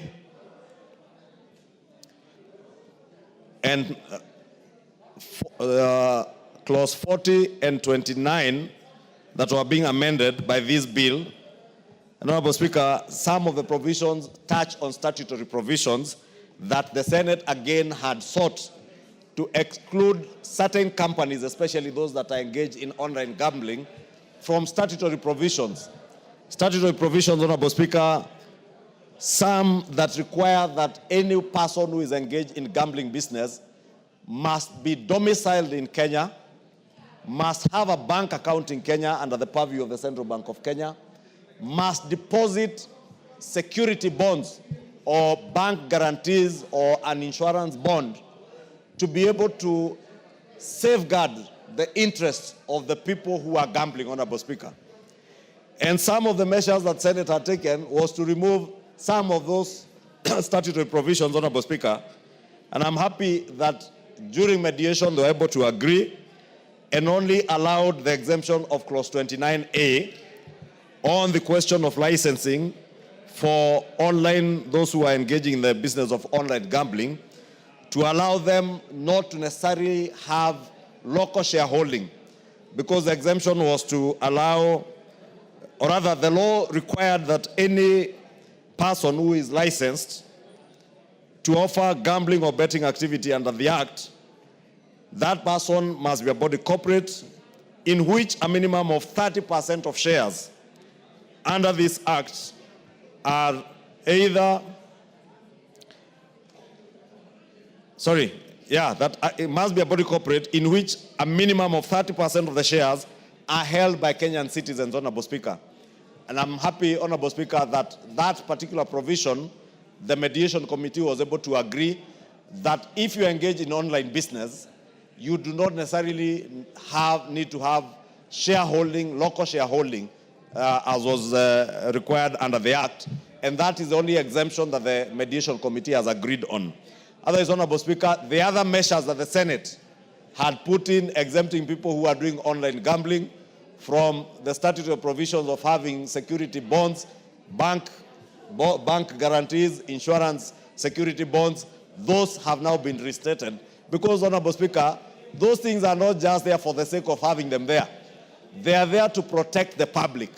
Because it's very easy, Honorable Speaker, for someone doing business online to collect money from Kenyans under the pretext of gambling or betting, then end up paying nothing and walk away with their money. And therefore, it is important that anybody who is licensed is required to deposit a security guarantee, a bank guarantee or an insurance bond that will ensure if you incur any liabilities, the people of Kenya, the betting public, are protected against such liabilities, Honorable Speaker. And I must thank the committee that they were able to agree on some of those otherwise very offensive provisions. And Honorable Speaker, at the time they were in mediation, members will remember the issue that was raised in the country of online gambling and the danger that gambling and betting is taking especially our young people through. And those like Honorable Kahangara and Honorable Tongoyo, who sit in the Security Committee, will tell you that whatever measures BCLB or the Betting and Licensing Control Board is doing are not adequate.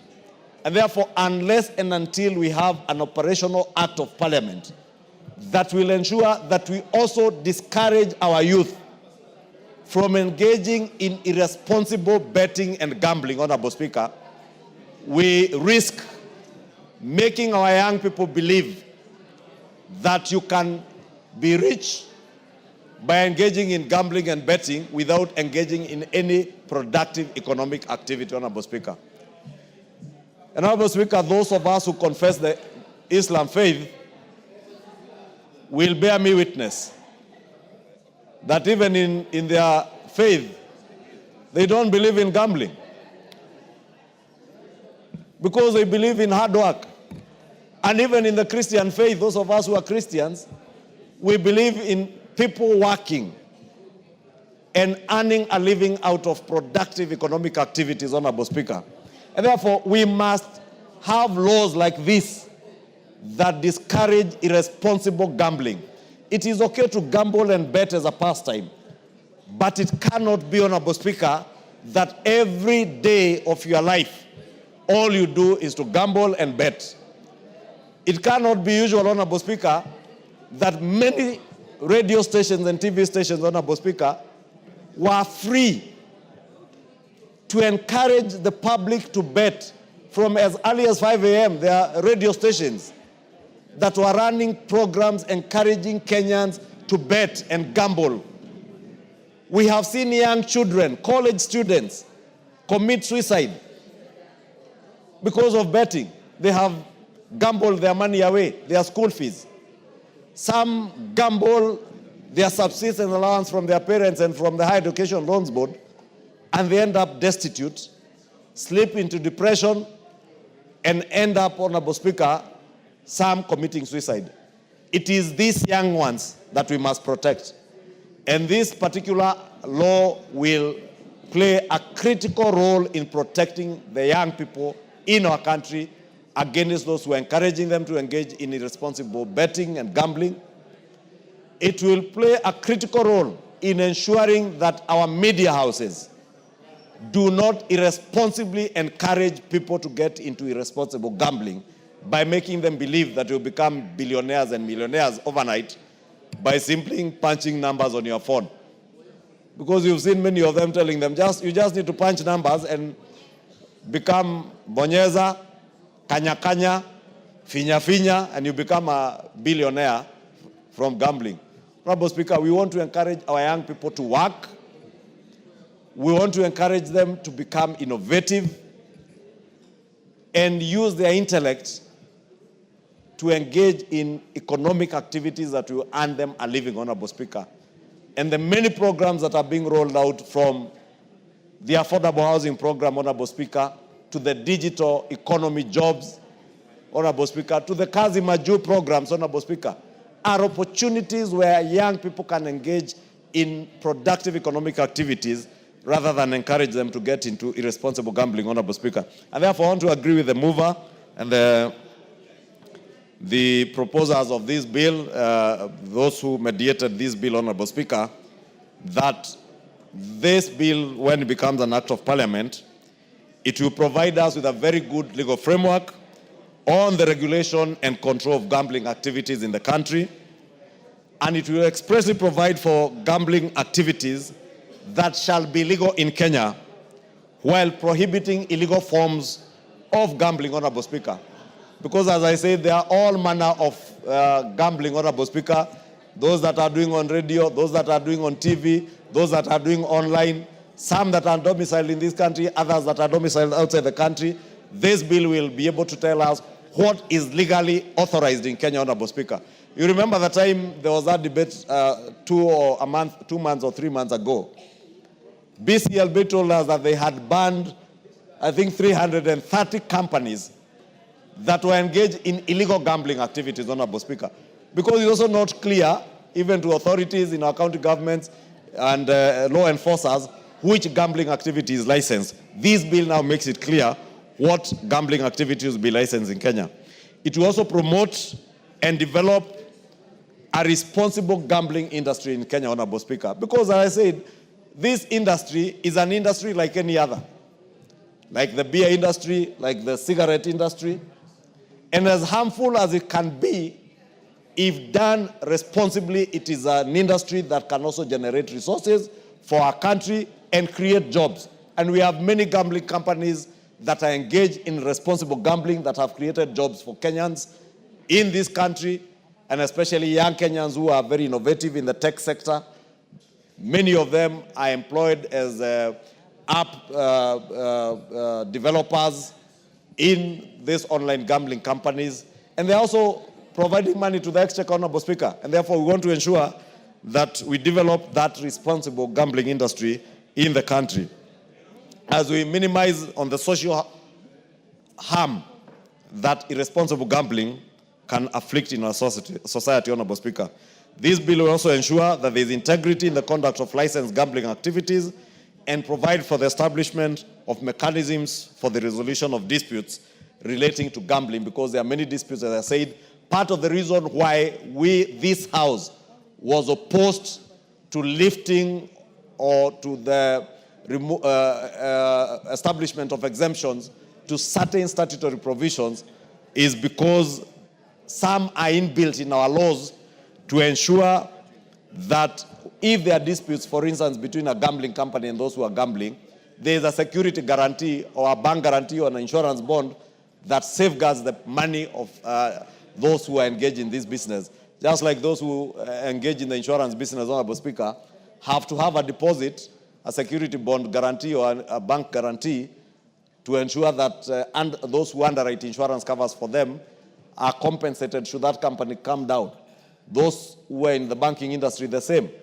Therefore, because this is also a very fluid industry, in terms of liquidity, we must ensure that if you take money from members of the public, you have also deposited a bank guarantee or insurance bond that will secure the interests of the public, Honorable Speaker. Because had we not done that, Honorable Speaker, and fallen to the temptation of what had been done in the Senate, then would be leaders who are encouraging a very irresponsible culture in our country, one where you can come collect money from Kenyans, and after 2 days you close down, raise money online from Kenyans through pretentious gambling and betting activities, and close shop and take off with people's money. It will now not be possible to do that with this law in the mediated format that is in. And therefore, Honorable Speaker, with those many remarks, I want to plead with members to support this mediated version. Is a product of a give and take between us and the Senate, and we have made sure that we have a law that now protects the public and encourages responsible gambling and betting in our country, while also protecting the resources that we're able to raise nationally in terms of revenue from taxation of the companies that are engaged in gambling, even as we discourage the illegal gambling and irresponsible betting and gambling that we have seen in the past. And therefore beg to second and urge members to support this bill. Thank you, Honorable Speaker. Very well. I therefore propose the question that pursuant to the provisions of Article 113(2) of the Constitution and Standing Order 153, this House adopts the report of the Mediation Committee on the Gambling Control Bill, National Assembly Bill number 70 of 2023, laid on the table of the House on Tuesday, 1st July 2025, and approves the mediated version of the Gambling Control Bill, National Assembly number 70 of 2023. Honorable members, before I give any... What is out of order, Majority Leader? Honorable Speaker, the Honorable Irene Kasalu, yesterday when you were on your feet, she was walking out of the chamber. Again today, Honorable Speaker, when you were on your feet, the Honorable Irene Kasalu again was walking out of the chamber. I think we will need some refresher course for At least today she was able to freeze when we raised it, Honorable Speaker. But just to advise Honorable Irene Kasalu that when the Speaker is on her feet, please remain in your position or freeze at the point where you are. Honorable Kasalu, you also don't have to freeze when the Majority Leader is on his feet. It is also okay to freeze when the Majority Leader is on his feet. Honorable members, before I indulge members, allow me to recognize we will keep doing this because of the number of children that we are receiving in this plenary. In the public gallery, we have Sitotuo Primary School and JSS from Keio South constituency, Elgeyo Marakwet. We have Kamakabi Primary School from Tharaka constituency, Tharaka Nithi County. We have the Christ the King Academy from Kajiado Central, Kajiado County. On all of your behalves and of the House, we welcome them to observe the proceedings of the House. Before I indulge members, Honorable Leader of Majority has reacted to a few discussions that have been there.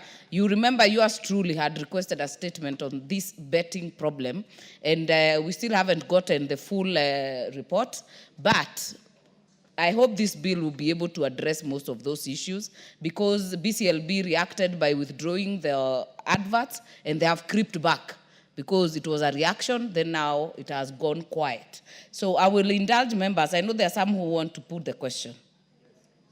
Who want me to put the question?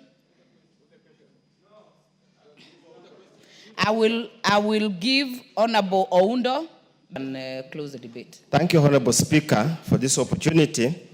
Allow me also to thank and congratulate the Mediation Committee for successfully shepherding the process.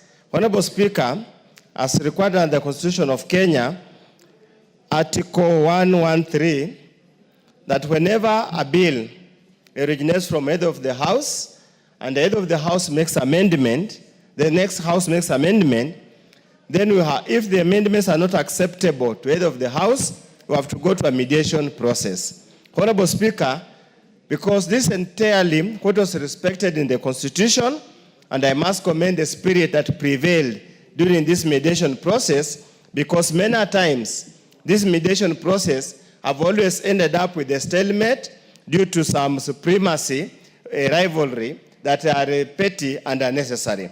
Honorable Speaker, as I stand to second this gambling control bill, I do so with a very heavy heart. Heavy heart in the sense, as a Christian and as a human being, I find gambling a distasteful activity. I find a gambling a very, very bad activity. But Honorable Speaker, we find ourselves in a hard rock, between a hard rock and whatever place it is, that we must find a way of bringing the sins that are likely to happen, that are happening, in some kind of ambit of control, so that we can monitor the sinners, we can monitor the sponsors of the sinners, and we can monitor the outcome of the sins. Honorable Speaker, the Bible never contemplated gambling. The African tradition, they never contemplated gambling. Our Muslim brothers do not even allow it at all. But we face a reality that our young men, our young women, and some even lazy, deranged old men of my age still participate in gambling. Honorable Speaker, there was in African tradition some form of betting.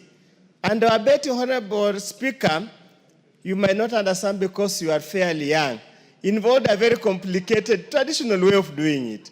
We would put our two separate fingers and then we hit in between here and we bet who will win a fight, who will win the right to dance with the most beautiful girl in a party. That never involved any monetary. It was not addictive. It was just a way of entertainment. Over time, Honorable Speaker, as the majority leader has said, there are a category of people in this country that have made gambling and betting a career, have made gambling and betting as a job, have made betting and gambling some kind of a way, so to speak, Honorable Speaker, actually to launder illicitly acquired money.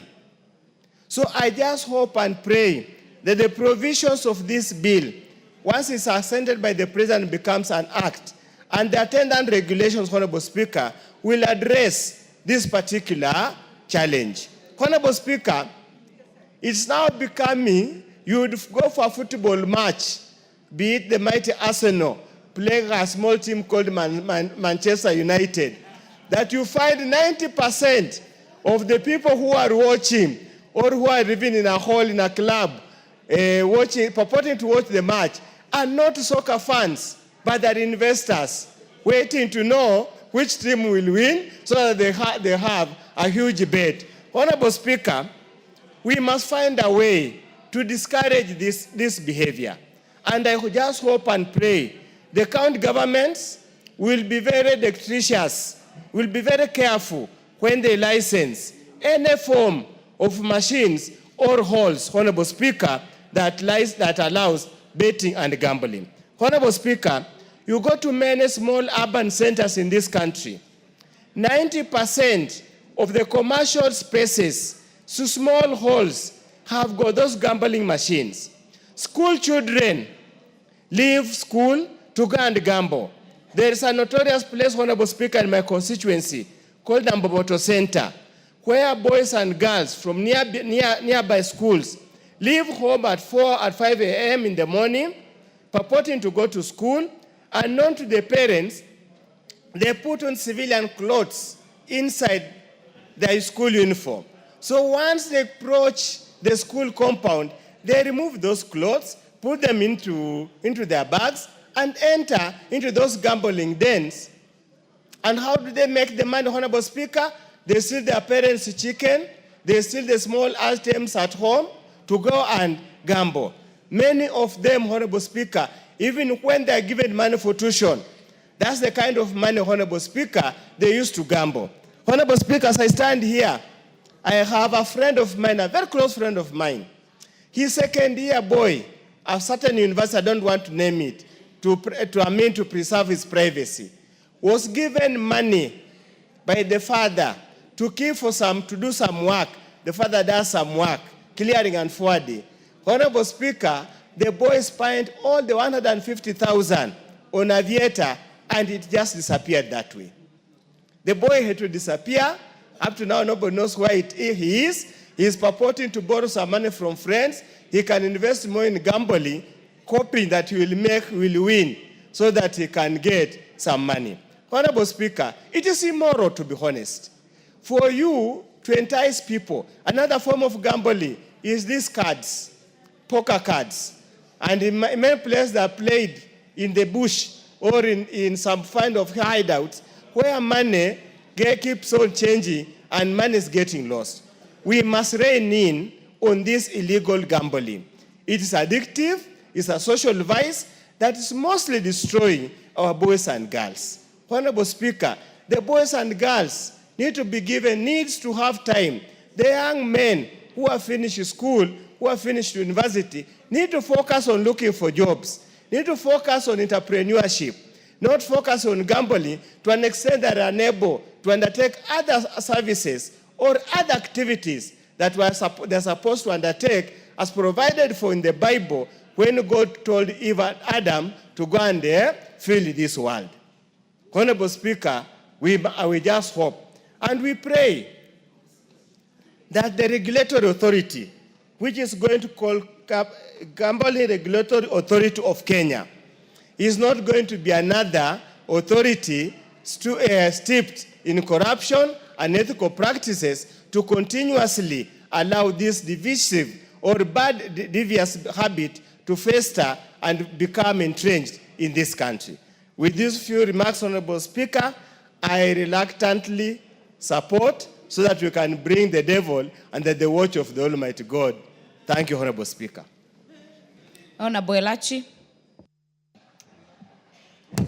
Thank you, Madam Speaker. Madam Speaker, I also rise to support just so that we get a law in the country to work. But honestly speaking, in my consciousness, I find it very sad that you can put 20 shillings. All you have said is any child in the Kijiji, in Kawangware, can find him or herself in a gambling place. Taken money for the mother that was for bread or anything and gamble. Madam Speaker, the most sad part and the most risky part of gambling addiction, especially in children below 20, is that the development, particularly of your prefrontal cortex, of your brain, that is used to give you the mind of decision making, deteriorates completely. And that child, after that, Madam Speaker, will find themselves in challenges many years. And Madam Speaker, in Kenya, I think we are the ones with a very, very high rate of allowing our children to gamble. And to make it worse, it is children of Christians. Because the Muslims, I want to salute them wherever they are today. Thank you for protecting your children. For us Christians, we have gone mad, starting from the top, Madam Speaker. Because, and I'm hoping the President will sign but return this with some few written memorandum that we need to change a few things here, Madam Speaker. So that first of all, a player in an online gambling activity, it shall not be bet on amount of less than. Now what is 20 shillings, Madam Speaker? It should be 50, so that we remove the young people from there, because getting 50 will be a bit hard. And Madam Speaker, it's like these people are so powerful that they can convince government until a bill can be sized into what they want. It is wrong. These are the things we were saying. It is wrong in what we are doing to our young people. Madam Speaker, the other thing is depression. When a young person loses, first of all, he gets into anxiety. He tries and gets into a secrecy thinking, oh, next time I can win and I can win. And he continues losing. The next thing, he's in depression. The next thing, he's in a suicidal ideation, which is the most sad thing. And many have died because of that. And now we are here again. We have said we have mediated. This is a bill, Madam Speaker, that should come back with the statement you asked, that we can amend a few things here without joking, especially as mothers, without joking with our children. Madam Speaker, then the other thing is it's a financial literacy, that management. This child learning management of finances for the future is so low. In fact, I doubt whether it will even be there, because you are used to patapotea. You are used to just ensuring I can pick from here, and then the devil lies to you that you have gotten from 20, you have 200. Now you get excited, you move on, until by the age of 40, you are still thinking that is the way of life. It is not the way of life. It is a lie in life. But this is what we have made our country to be. And so God forbid and God help Christians. Because many things that our children are going through and suffering are Christian children. And so for me, Madam Speaker, today, while I can see now we've created the authority, we've brought in an authority, Madam Speaker. Then we have brought in the tribunal. Haven't we created more spaces of corruption? Now even the ones who we want to close from this gambling, we have given them space to gamble well. Because they will just be running to the tribunal, running where you just give money and you continue. This is what I want to tell my president today. You're a president who believes in the Bible. And you know what is good and what is bad for a country, and especially for the young, a generation that we have to raise. I want to plead with you, my president. This bill we are passing for gambling will not affect our Muslim brothers and sisters. Their Quran is clear. This is wrong to do, and therefore they follow. It is coming to affect us and our children. I plead, we need to put an age limit on gambling in Kenya. Just the same way we've put an age limit in alcohol. That age limit, 21, should go to gambling also. And also ensure the price, the gambling fee is not 20 bob, but at least 25, 50 shillings, 30. Better. That way, even people will see we are very serious in ensuring young children are unable to gamble, Madam Speaker. With those few remarks, Madam Speaker, I beg to support. Very well. Honorable James Nikau, member for Seme. Thank you, Madam Speaker. Madam Speaker, gambling is a bad thing. But we put laws to regulate bad things. So on that basis, I'll actually support it. That is why we need the law to control gambling. But I support it for one main reason, that the committee has attempted to look at areas where we have problems, like the effect on tax, the effect on money bill, the statutory provisions of who own it, and that they must be locally based, that the shares must be local, and very importantly, Madam Speaker, that in online gambling, we have put that there has to be security guarantees. I think that is important. Madam Speaker, but the biggest problem we really have with this, as we'll support it, is the effect it has on young people. Gambling is addictive exactly like any other drug. The impact on the mind is exactly the same as other drugs.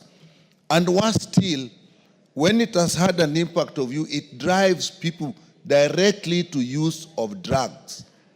Therefore, we really have to look at that. And Madam Speaker, the other one is the issue of media houses. Media houses are very powerful tools on shaping the perception in public, on public education, and changing the conduct and the beliefs of the public. and their job is public education. If now they also are allowed to get into gambling, that's a problem. At least the committee has looked at that. Now, Speaker, I'll support, but I think we need to amend this in 6 months in just 2 areas. We must put an age limit to gambling and put the sanction on the operators who allow young people to gamble. And 2, put a limit onto how much you can actually put in gambling so that we actually try to cut it away from young people. With that, Madam Speaker, I support. Honorable Naisula, not in the House. I will therefore, because there is no more interest on this, I don't have you on my record. Where are your cards? I don't have any other person apart from Naisula on my screen. What is happening? Honorable Zamzam. Thank you.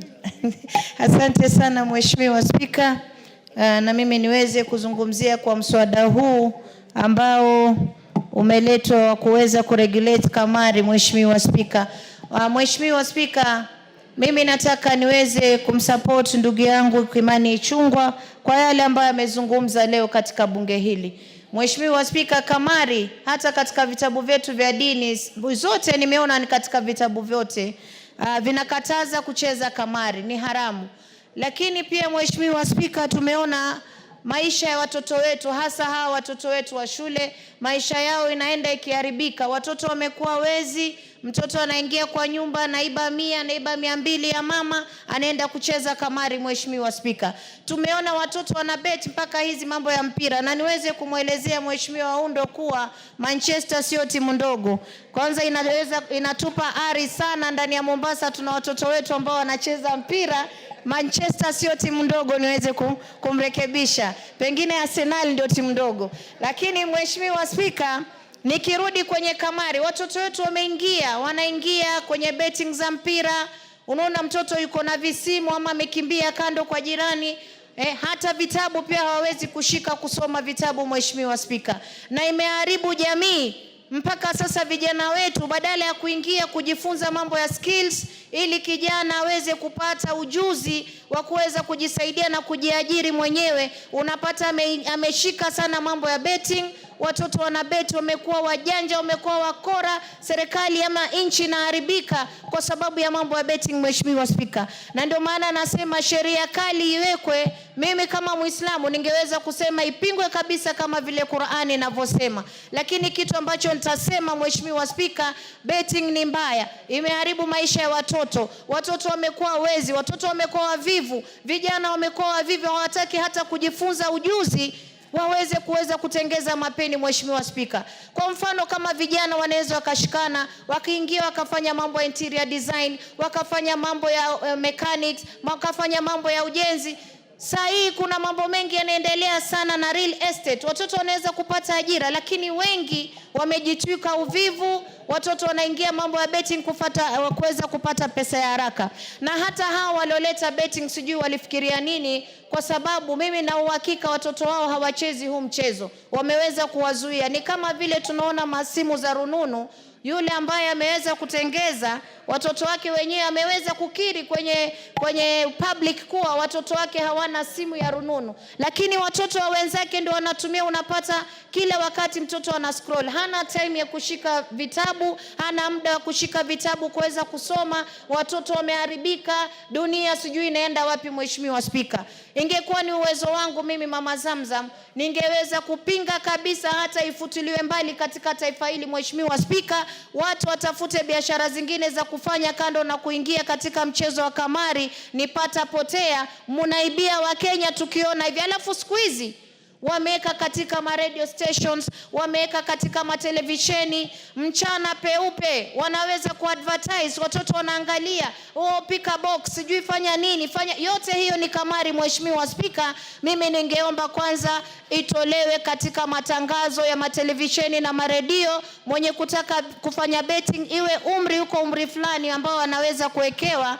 Japokuwa mimi hata umri wa mume wangu siwezi kubali aende kufanya betting, Mheshimiwa Spika. Hiyo ni kupoteza mali ndani ya nyumba na ni kujitwika uvivu ndani ya nyumba. Kwa hiyo Mheshimiwa Spika, kwa sababu ya wanafunzi wetu, watoto wa shule na wale ambao bado wako kwenye macollege, mimi naomba hii sheria iweze kupitishwa ili tuweze kuregulate, tuangalie tunaweza kuprotect vipi jamii yetu na watoto wetu, Mheshimiwa Spika. Kwa hayo machache, asante sana Mheshimiwa Spika.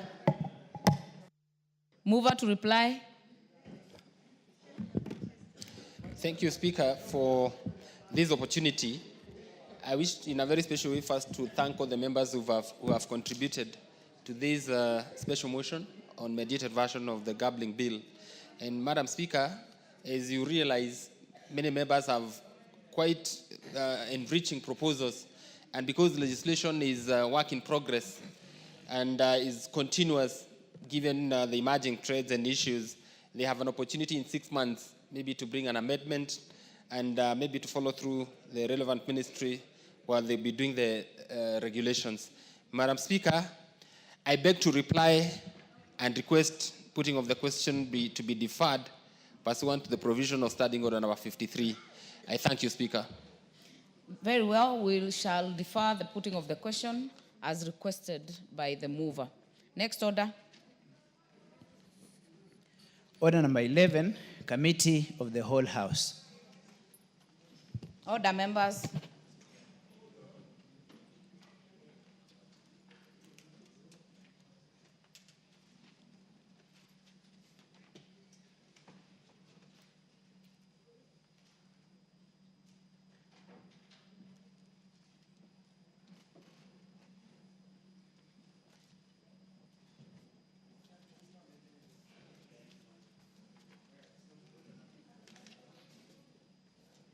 Order, members. Those who wish to participate in this committee of the whole house, you may take your seats.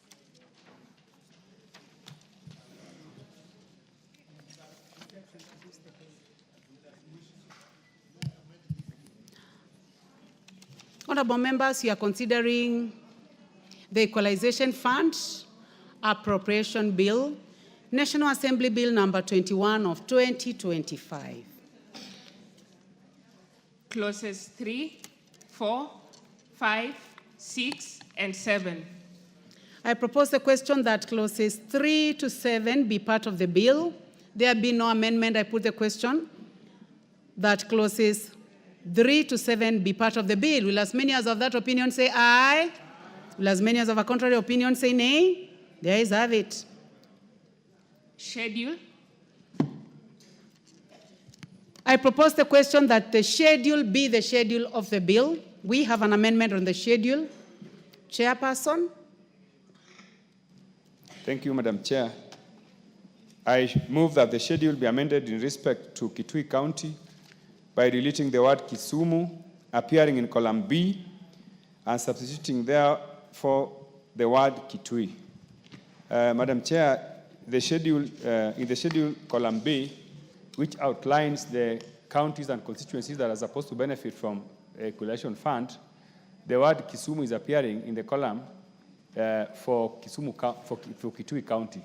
So we are removing that word so that we align the report properly. Thank you, Chairman. I propose the question that the schedule be amended as proposed by the Chairman. The Honorable Dr. Nyikal. I would just want to know from the mover that if Kisumu was there and Kisumu now is not there, what does it mean? Was it a repetition so that Kisumu is still there and Kitui is just being added? So does it mean that the money for Kisumu is gone? And can we have an explanation as to why? Honorable Dr. Nyikal, it is a typographical error where Kisumu is appearing in the equalization money that is supposed to go to Kitui, but for the purpose of clarity, Chair, please explain to the Honorable Dr. Nyikal. Let me clarify. Madam Chair, thank you very much for that clarification. What we are correcting is basically a cleanup. We are doing a cleanup. But for the benefit of Nyikal, I would like to inform him that Kisumu County is also a beneficiary of the Equalization Fund. And Kisumu County, the sub-counties that will benefit are Muhoroni and Nyando, not Seme. So Kisumu will still benefit, but now on this particular amendment, we do not want the word Kisumu to appear in respect for Kitui County, because Kitui County is benefiting as independently as Kitui County. Thank you. Thank you very much, Chairman. Honorable members, I now put the question that the schedule be amended as proposed by the chair. Will as many as have that opinion say aye? Will as many as have a contrary opinion say nay? There is have it. I now put the question that the schedule as amended be the schedule of the bill. Will as many as have that opinion say aye? Will as many as have a contrary opinion say nay? There is have it. Clause 2. I propose the question that clause 2 be part of the bill. There be no amendment. I put the question that clause 2 be part of the bill. Will as many as have that opinion say aye? Will as many as have a contrary opinion say nay? There is have it. Title. I propose the question that the title be the title of the bill. No amendment, so I put the question that the title be the title of the bill. Will as many as have that opinion say aye? Will as many as have a contrary opinion say nay? There is have it. Clause 1. I propose the question that clause 1 be part of the bill. No amendment, so I put the question that clause 1 be part of the bill. Will as many as have that opinion say aye? Will as many as have a contrary opinion say nay? There is have it.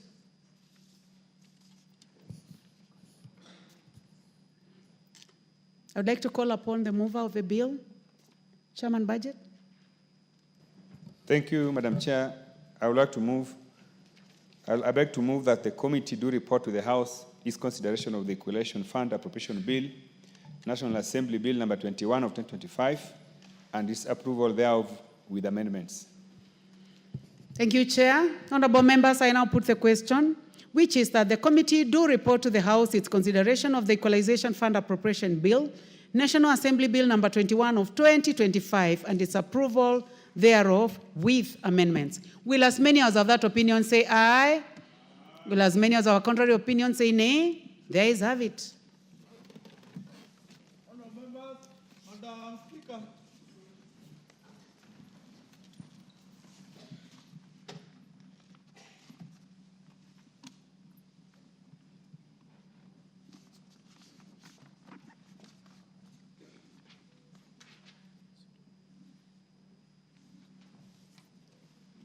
Honorable members, mover of the bill? No. No, chairperson to report to the House. Thank you very much, Honorable Speaker. Honorable Speaker, I beg to report to that the Committee of the Whole House has considered the Equalization Fund Bill. I would like to take that again, Honorable Speaker.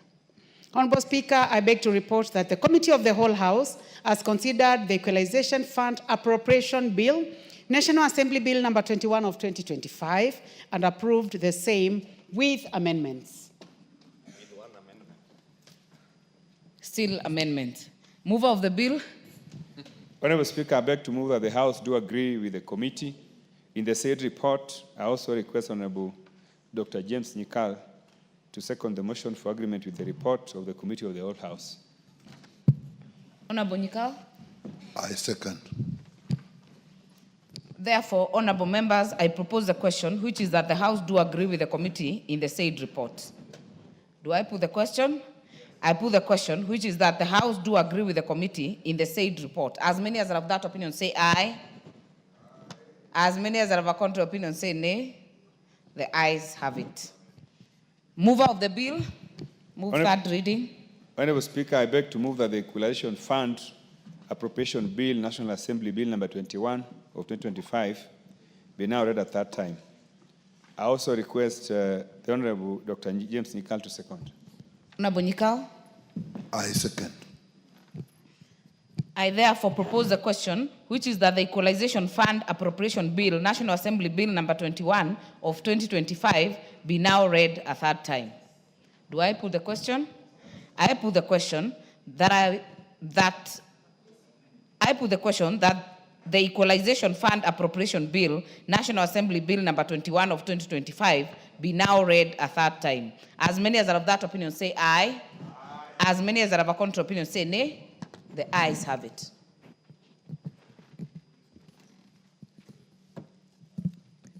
A bill for an act of parliament to authorize the issue of a sum of money out of the Equalization Fund and its application towards the service of the year ending 30th June 2026 to appropriate that sum for certain public basic services and for connected purposes. Next order.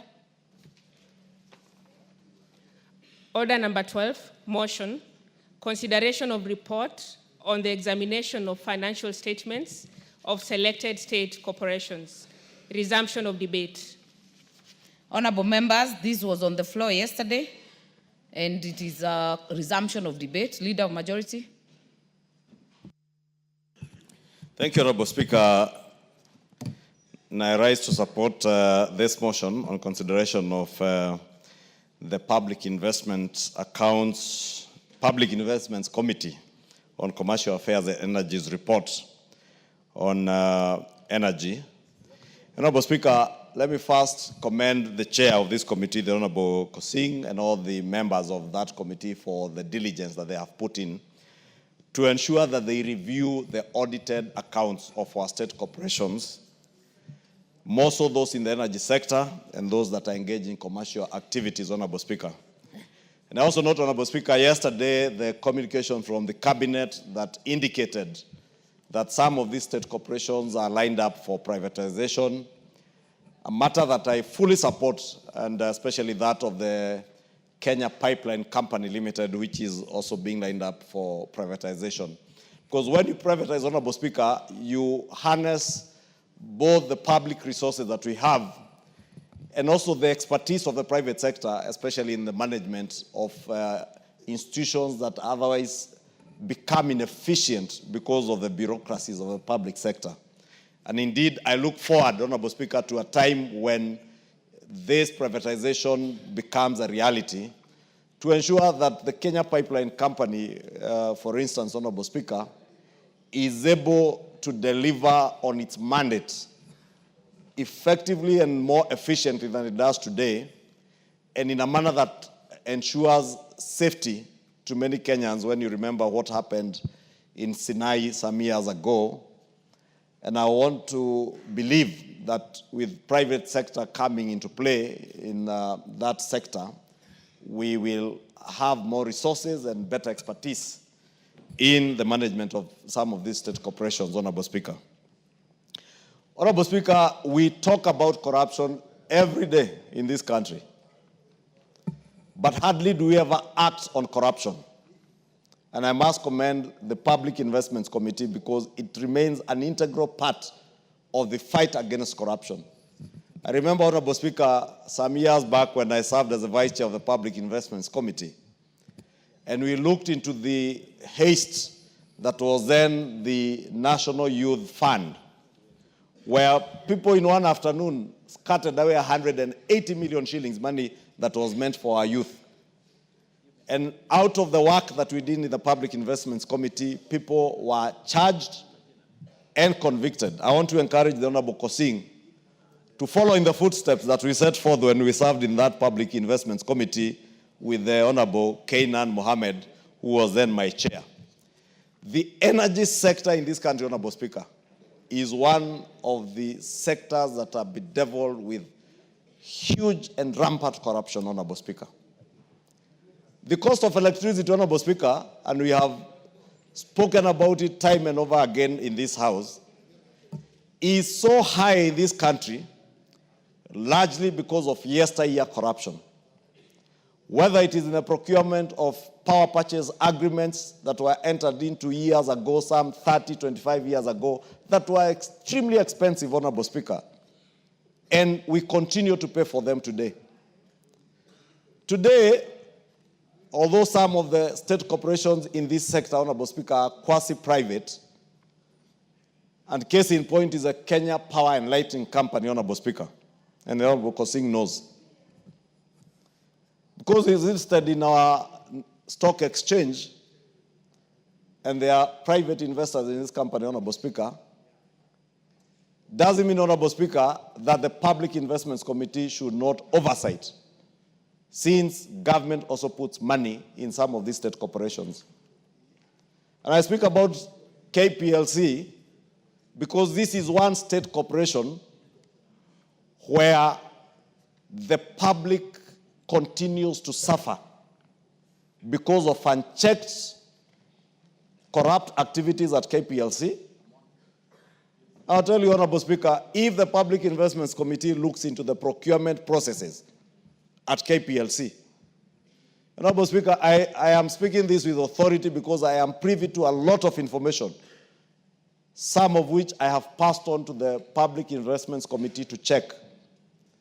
Right from the procurement of transformers at KPLC to the procurement of meters.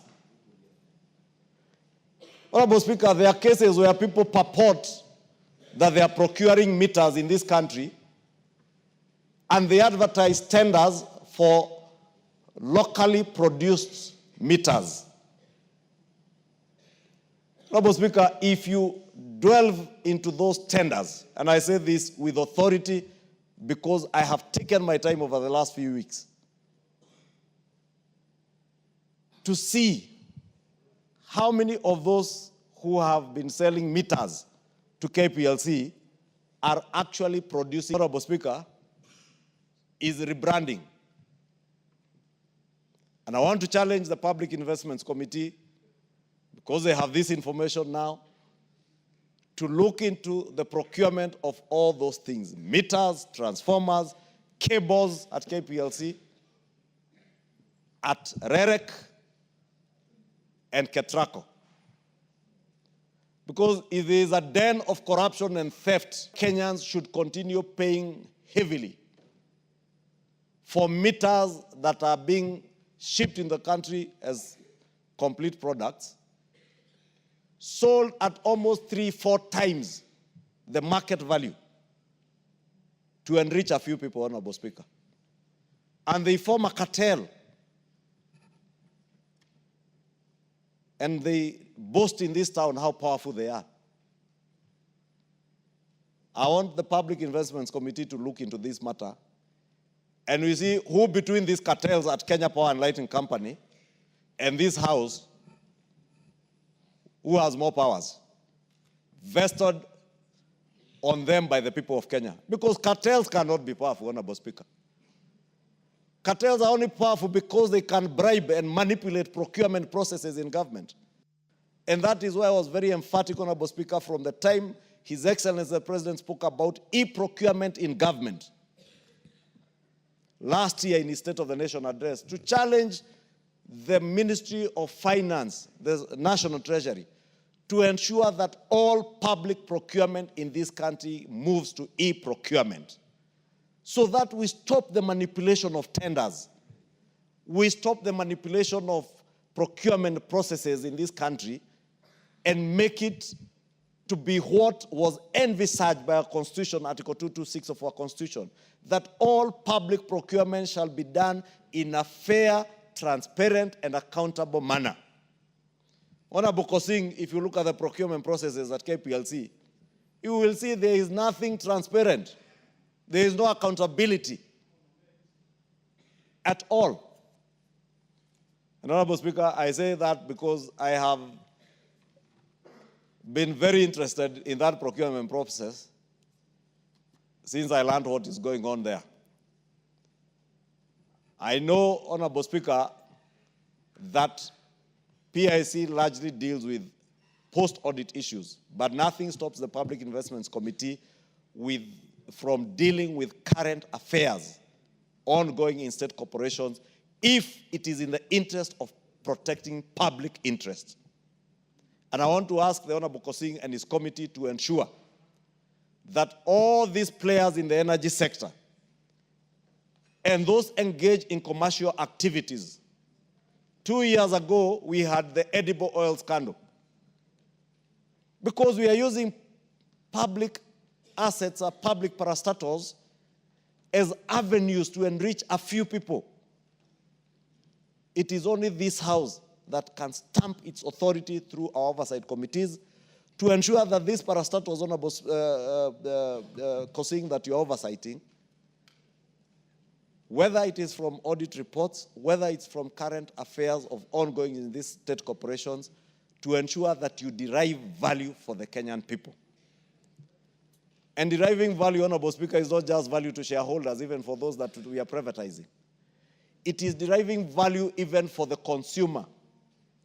All these parastatals in the energy sector, Honorable Speaker, many of them, KPLC is largely a monopoly in this country. Ketraco is also a monopoly. REREC is taking power to our rural areas without competing with anybody else. And therefore, there is absolutely no reason why the state corporations should not be run in a very efficient manner in a way that they protect public assets and ensure that energy gets to the Kenyan people in a cost-effective manner, efficiently without frequent blackouts, and also that we pay the right value for public goods. And that's why I said I supported e-procurement, because it will ensure that there is accountability, there is transparency in how we do public procurement, Honorable Speaker, unlike what has been going on in the past. This House has been dealing with the issue of the moratorium on power purchase agreements, Honorable Speaker. Even as we seek to reopen that space, we must ensure that any new agreements that we get into are agreements that will offer value to the people of Kenya. Any item that we will procure, whether it's at Ketraco, whether it is a transformer, whether it is at REREC, whether it is cables, whether it is meters at KPLC, that we are obtaining this equipment at the most cost-effective and market value or market prices for commodities, so that we do not procure things and end up paying 2-3 times as people roam around in town telling us how powerful they are. Honorable Kosing, you have your duty card for you. Show us that indeed your committee has teeth to bite. Let those who are stealing from Kenyans at KPLC have their day in court. Let those who are stealing from us in those other commercial enterprises in government have their day in court. Because that is the only way, Honorable Speaker, we will ensure that we also don't become another talk shop against corruption, but indeed we use our oversight committees to ensure that we deal decisively with the cancer of corruption and ensure that the people who have elected us to represent them, we have put public interest ahead of everything else and ensure that we hold to account those who abuse our resources, whether they're in ministries or they're in parastatals, as the Honorable Kosing has done, in going through all these voluminous reports, Auditor General's reports. And you know, Honorable Speaker, because I'm an accountant, I know auditors don't point out issues for the sake. Even where they are wrong, if you dig deeper, you will find something. They say in English, where there is smoke, there is fire. Where the Auditor General points at you, there is something. And I want to invite the Auditor General and the State Corporations Inspectorate to also look into the procurement processes, especially in the energy sector, to ensure that we deliver value for the Kenyan people, Honorable Speaker. Because we have said, Honorable Speaker, that manufacturing in this country as a percentage of our GDP has been going down. And largely, we blame it on the cost of power.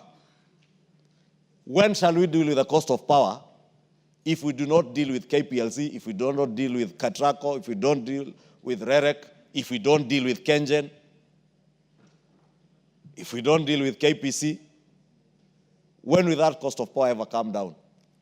For how long are we going to point fingers backwards to the PPAs that were signed 25, 30 years ago, some fortunately which are about to come to an end, thank God.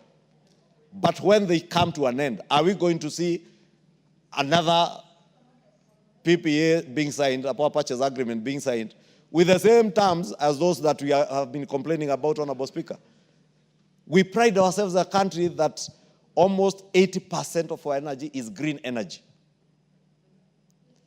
Green energy is cheaper energy. But is that cheaper energy getting to the consumer? Is that cheaper geothermal energy, wind energy, solar energy? Since we're around the equator, we have very good weather that can give us solar energy almost throughout the year. Is it being reflected on our electricity bills? Is it helping to spur manufacturing in our country, Honorable Speaker? Those are questions we should be asking ourselves as legislators, as people who are charged with the responsibility of oversighting these public assets, Honorable Speaker. And that is why I am really begging, even as we adopt this report and deal with the issues that have been raised by the committee, and I support many of the recommendations that the committee has proposed, that we go beyond the call of duty. We go beyond the Auditor General's reports, because we have our committees, departmental committees, a committee on energy that oversights many of these parastatals, to make sure that we stem theft ahead of time. It is not enough to point out where money has been lost. It is better to capture the thieves before they take off with the money. And there are very many in this country, Honorable Speaker. Especially in those parastatals, Honorable Kosing. You must deal with them. And deal with them without fear or favor. I know some pride themselves in boasting around town how well connected they are. Let us see how well they're connected they are. In court. Not in bars and in town. Let them go and show their connections in court when they are charged. And we will support you, and you can count on my support as the leader of Majority, Honorable Kosing, and your committee to ensure that all these recommendations that you have put in your report are actualized. And therefore support and beg members to support this report, not for the sake of the Public Investments Committee, but for the sake of our good country. We must protect public assets, Honorable Speaker, without apologies to anybody. And that is why I have said, I have no apologies in saying what I'm saying. Because what I am saying is right for the country. We must not allow people, because of their political affiliations, to abuse procurement processes in this country. We cannot allow people to be stealing and forming cartels. Then you go boasting around in town how well connected you are. You wait, we will see how well connected you are the day you land in court. And Honorable Kosing is on your case. Thank you, Honorable Speaker, because my time is over. I beg to support. Very well. Unless there is any other member, I don't see more interest on this bill. I will ask the mover to reply. I thank you, Honorable Speaker, for giving me this opportunity to reply. And in so doing, Honorable Speaker, and I also thank God that you are the one who presided over yesterday, and you are the one presiding over today. Reason being, Honorable Speaker, that at least you have the content and the flow. Honorable Speaker, as I reply, let me begin with what Honorable Leader of Majority has raised. And I want to assure him, Honorable Speaker, you know, a matter raised by a Leader of Majority is not just a matter. It's a serious matter, you know. In terms of ranking, he's actually our leader. And once he raises it for the people of Kenya. And I want to assure him, Honorable Speaker, that matter of Kenya, KPLC, we are seized of that matter as a committee, Honorable Speaker. And it is a shame, I want to say, with the little information I have, it's a shame, Honorable Speaker, that people are almost converting the institution into a private property, that people can just do whatever they want to do. And it is true what Honorable Leader Majority is saying, that some of the people are boasting of connection. Yes, so let's see that connection and the power of the people. Because, Honorable Speaker, you know, yesterday, Honorable members were raising, including the Deputy Leader Majority, that we are becoming almost a house of reports. No, nothing, no function. We recommend a report as committee, and then it's taken over by implementation committee, and then it becomes again a report. I think I really got a lot of information yesterday from the Deputy Leader Majority. And therefore, I think the work is cut for us, Honorable Speaker. And we will bite. This House and this committee has serious teeth, Honorable Speaker.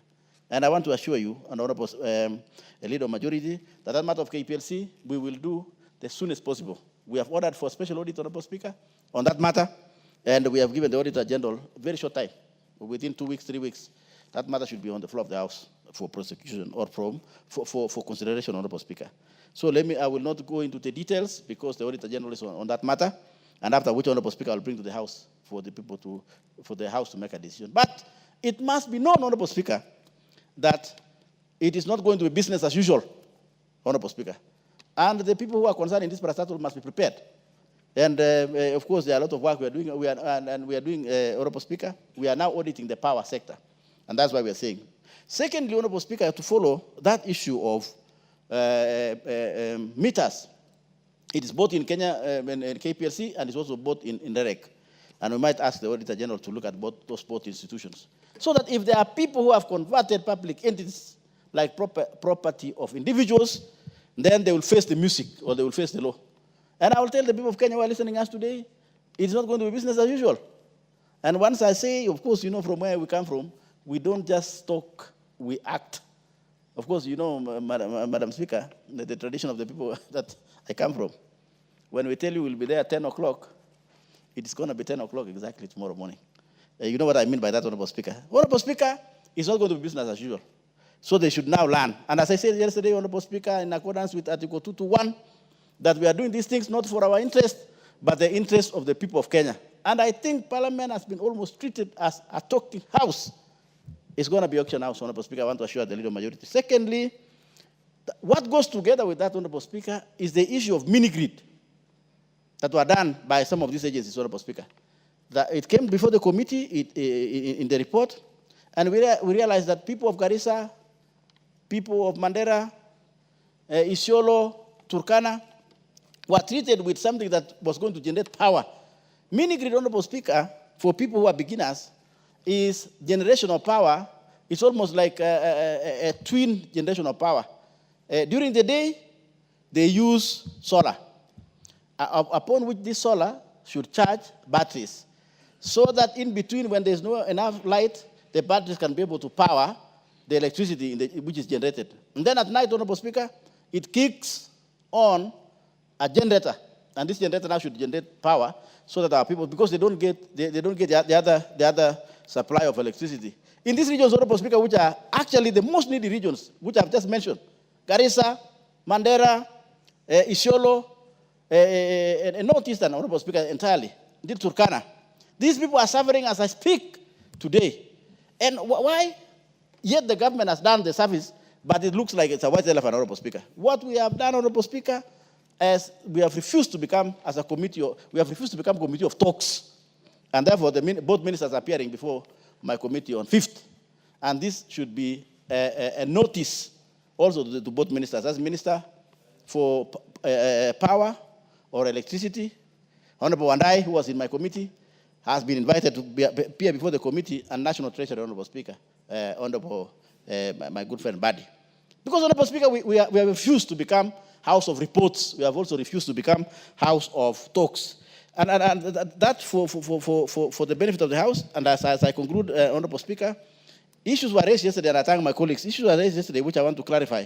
One of the issues raised by honorable members is whether we are selecting agencies. No, we are not selecting agencies, Speaker.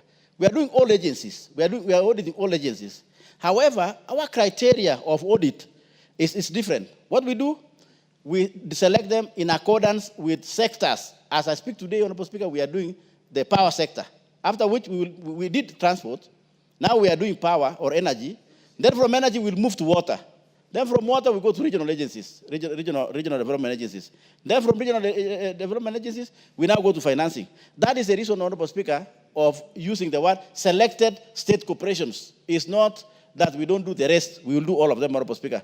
But particular times we do, as I've just said, Honorable Speaker. With those many remarks, Honorable Speaker, I thank colleagues. I thank honorable members for getting a lot of interest in this debate of the committee. I thank Honorable Speaker, my colleagues, and particularly the majority for finding time to contribute my report, and also Deputy Leader of Majority. You know, when senior leaders contribute your motion, Speaker, that is where you find joy, which means you have actually also gotten their eye because of this implementation. Honorable Speaker, I beg to reply and request putting of the question to be deferred pursuant to Standing Order 53.3. I thank you, Honorable Speaker. I thank you, Madam Speaker. Thank you very much. The greatest matter of this country. Honorable Kosing, we shall defer the putting of the question to the next appointed time. Next order. Order number 13, the Meteorology Bill, Senate Bill number 45 of 2023, second reading. Leader of Majority, Honorable Chieni Wakieni. You are distracting the Leader of Majority and he's supposed to move the Meteorology Bill. Honorable Speaker, I'd actually asked my deputy to help me move it. So I'll allow him to move.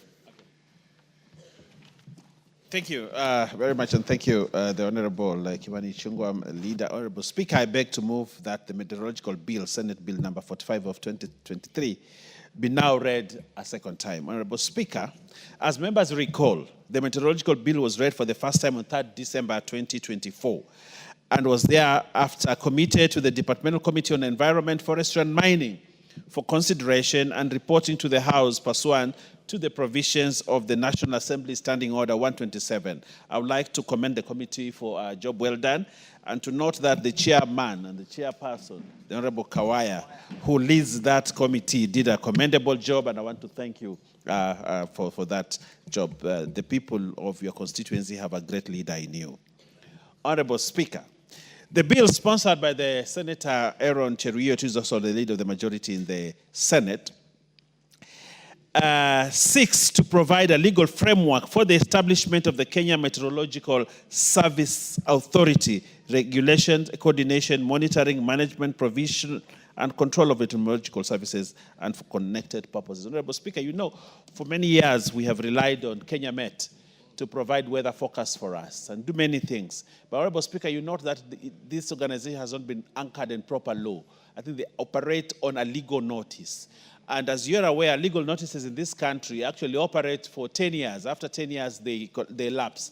So, Honorable Speaker, to give the Meteorological Department a proper grounding and a proper framework to operate their mandate so that they are properly covered, properly endowed with resources, and also proper governance structures are put in place to ensure that we anchor meteorological department in this country into law. Honorable Speaker, it's worth noting that the bill is enacted into law will apply to weather observers, meteorological service providers, private weather service providers, the Meteorological Training and Research Directorate, any meteorological training and research institutions, and any person, group of persons or organization whose undertakings involve or include generally the use of meteorological information for commercial purposes. For example, Honorable Speaker, the airports in this country use a lot of meteorological information, Honorable Speaker.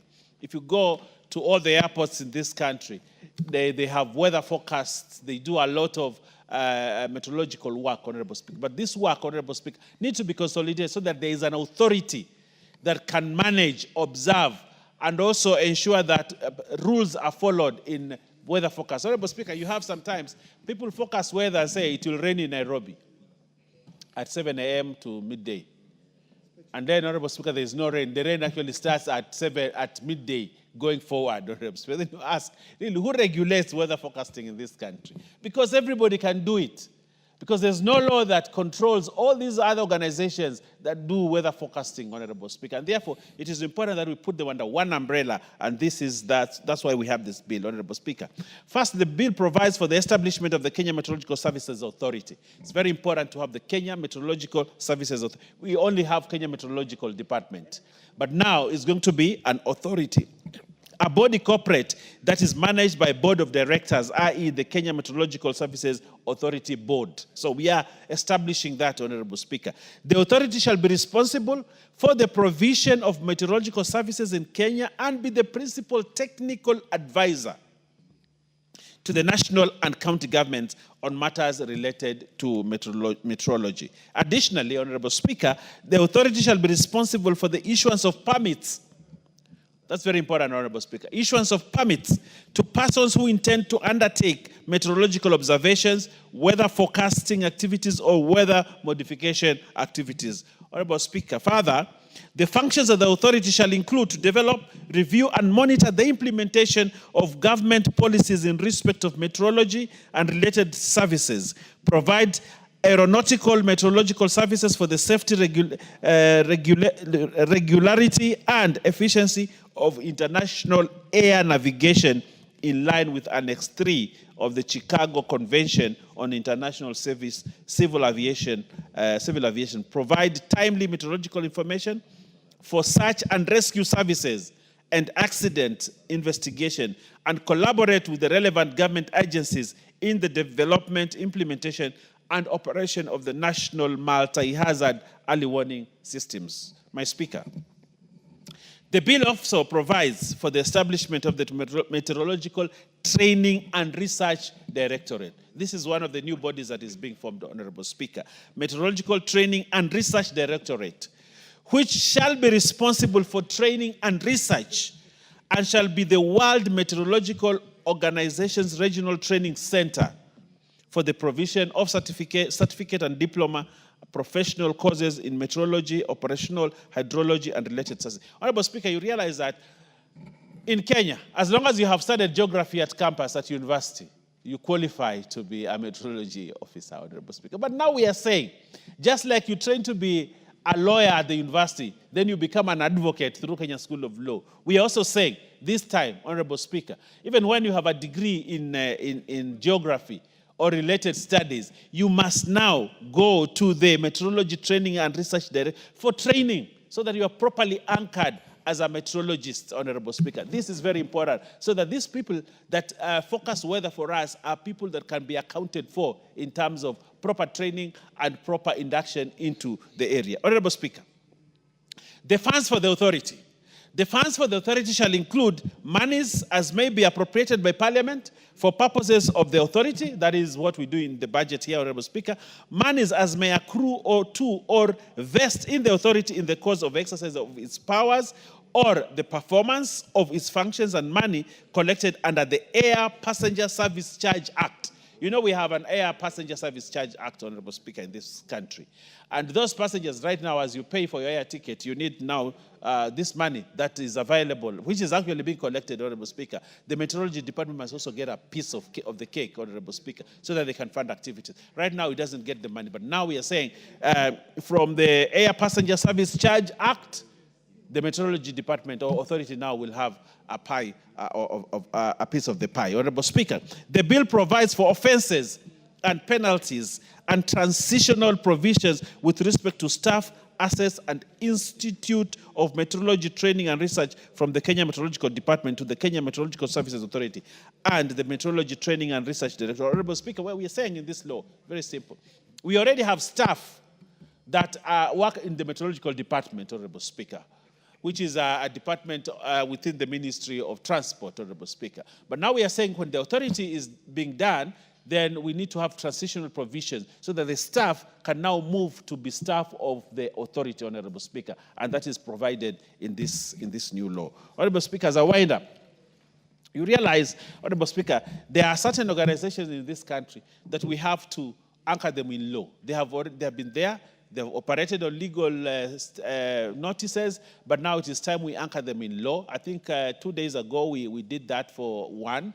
Now we are moving on to this and many others, Honorable Speaker, that are important government departments that we must anchor into law, and this is one of them. So this law, Honorable Speaker, needs to be fast-tracked. It's not a complicated law. It is doing the right thing to ensure that we anchor the Kenya Meteorological Department into law. In closing, Honorable Speaker, this bill will provide the much-needed legal framework to enhance access and utilization of meteorological services through engagement and partnership with stakeholders in order to facilitate the integration of weather and climate information in the decision-making process, Honorable Speaker. Indeed, our nation stands to benefit from the compliance with international commitments and requirements if the bill is enacted into law. Honorable Speaker, this is a must piece of legislation. We have no choice. We have to put it so that we anchor this organization into law. Honorable Speaker, with all those many words, I beg to move and request the Honorable Kawaya, engineer, a very able member, third termer, to actually second. Thank you very much.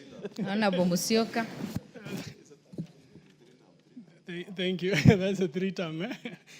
Thank you, Honorable Speaker, and thank you, the Deputy, Majority Whip for ably Majority Leader for ably moving this particular bill, which is overdue. And Honorable Speaker, the only couple of things I want to touch on. First, this bill creates two very important institutions. One that has already been mentioned by the Deputy Majority Leader, the Kenya Meteorological Service Authority, a body corporate with board of directors, and also an institution called the Meteorology Training and Research Directorate. Honorable Speaker, this particular training institution is going to do training and research, and it's also going to be the World Research or World Meteorological Organization Regional Center, and will be providing both certificate and diploma professional courses in meteorology, operational hydrology, and related sciences. Honorable Speaker, of importance is to also understand that currently we have the meteorological department, which is basically what we want to upgrade it from just a department under the ministry and give it full functions to work as an authority. And since it is working as an authority, it is also important to understand its source of resources or monies to finance its operations. And one of the sources of resources is basically money that Parliament will be required to appropriate to support this institution. Secondly, the institution will also be making some monies through levies, and we want to encourage, because we want, you've seen most of the institutions are now going A, generating their own income to finance their operations.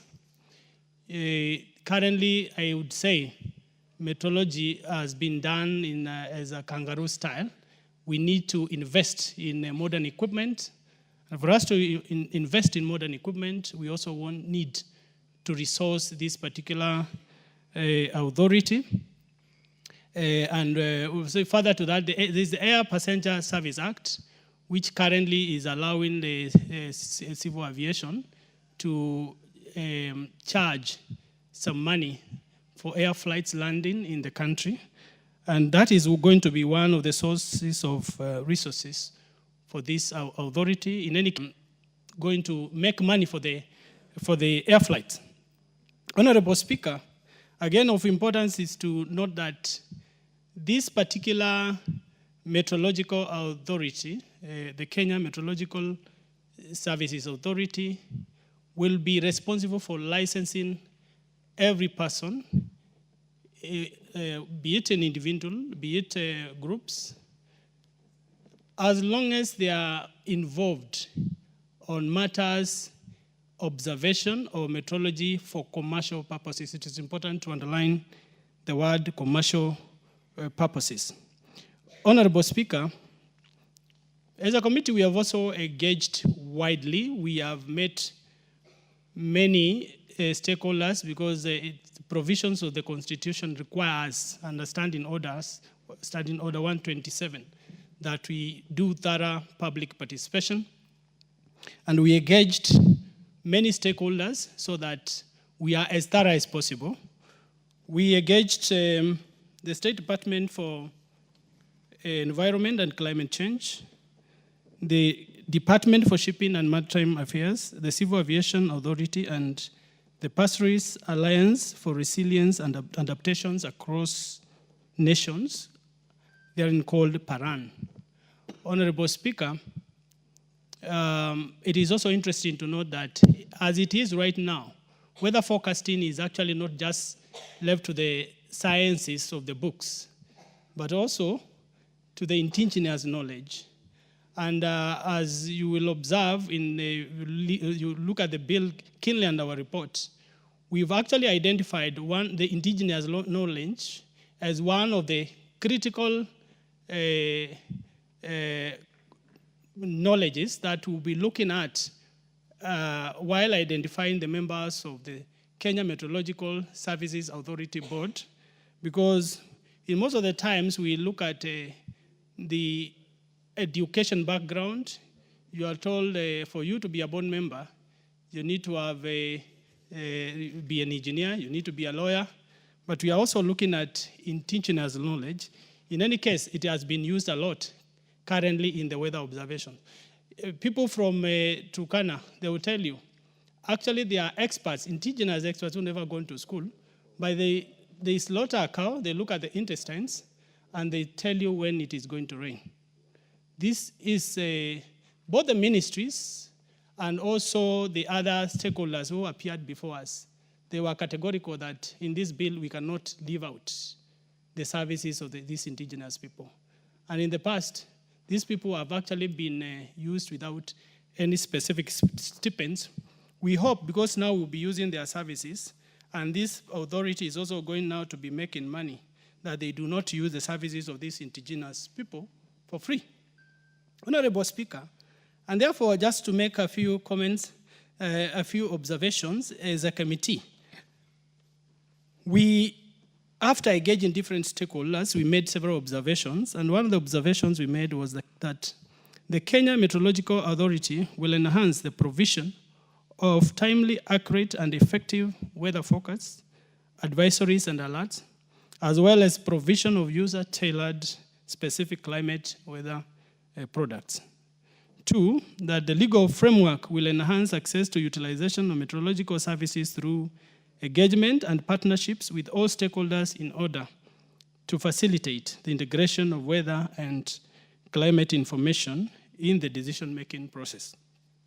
3, that the nation stands to benefit from compliance with international commitments and requirements if this bill is enacted into law. 4, that Kenya Maritime Authority gaining access to real-time and reliable information on atmospheric and oceanic conditions, mariners will effectively anticipate and respond to potential hazards at sea.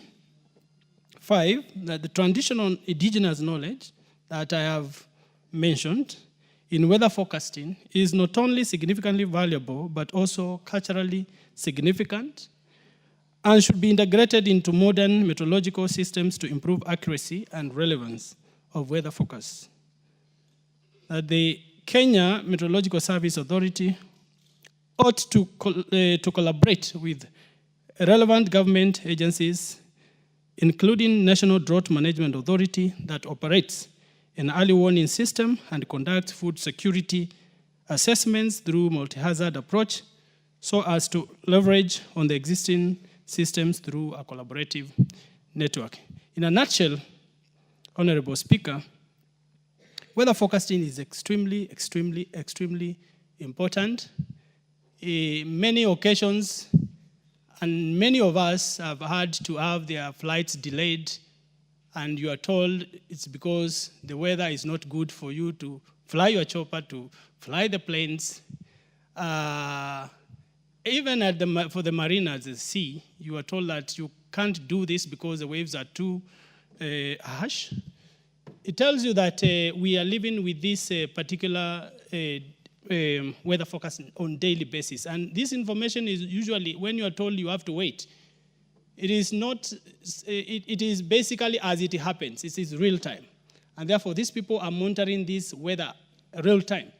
If this weather monitoring, which is real time, is not done accurately, then it tells you that it can potentially cause a lot of problems. Because if, for instance, you fly, and then this person giving you that the weather, the skies have cleared, is basically relying on old equipment or equipment that is not accurate, and then you end up flying at a time when the weather is not good, then that means basically that it can easily cause accidents. And therefore, this just underlines one of the issues. And if you look at this particular law, it also tries to domesticate the existing laws, because for us also to fly our planes, there are certain world standards that are domesticated and Annex 3 of the Chicago Convention.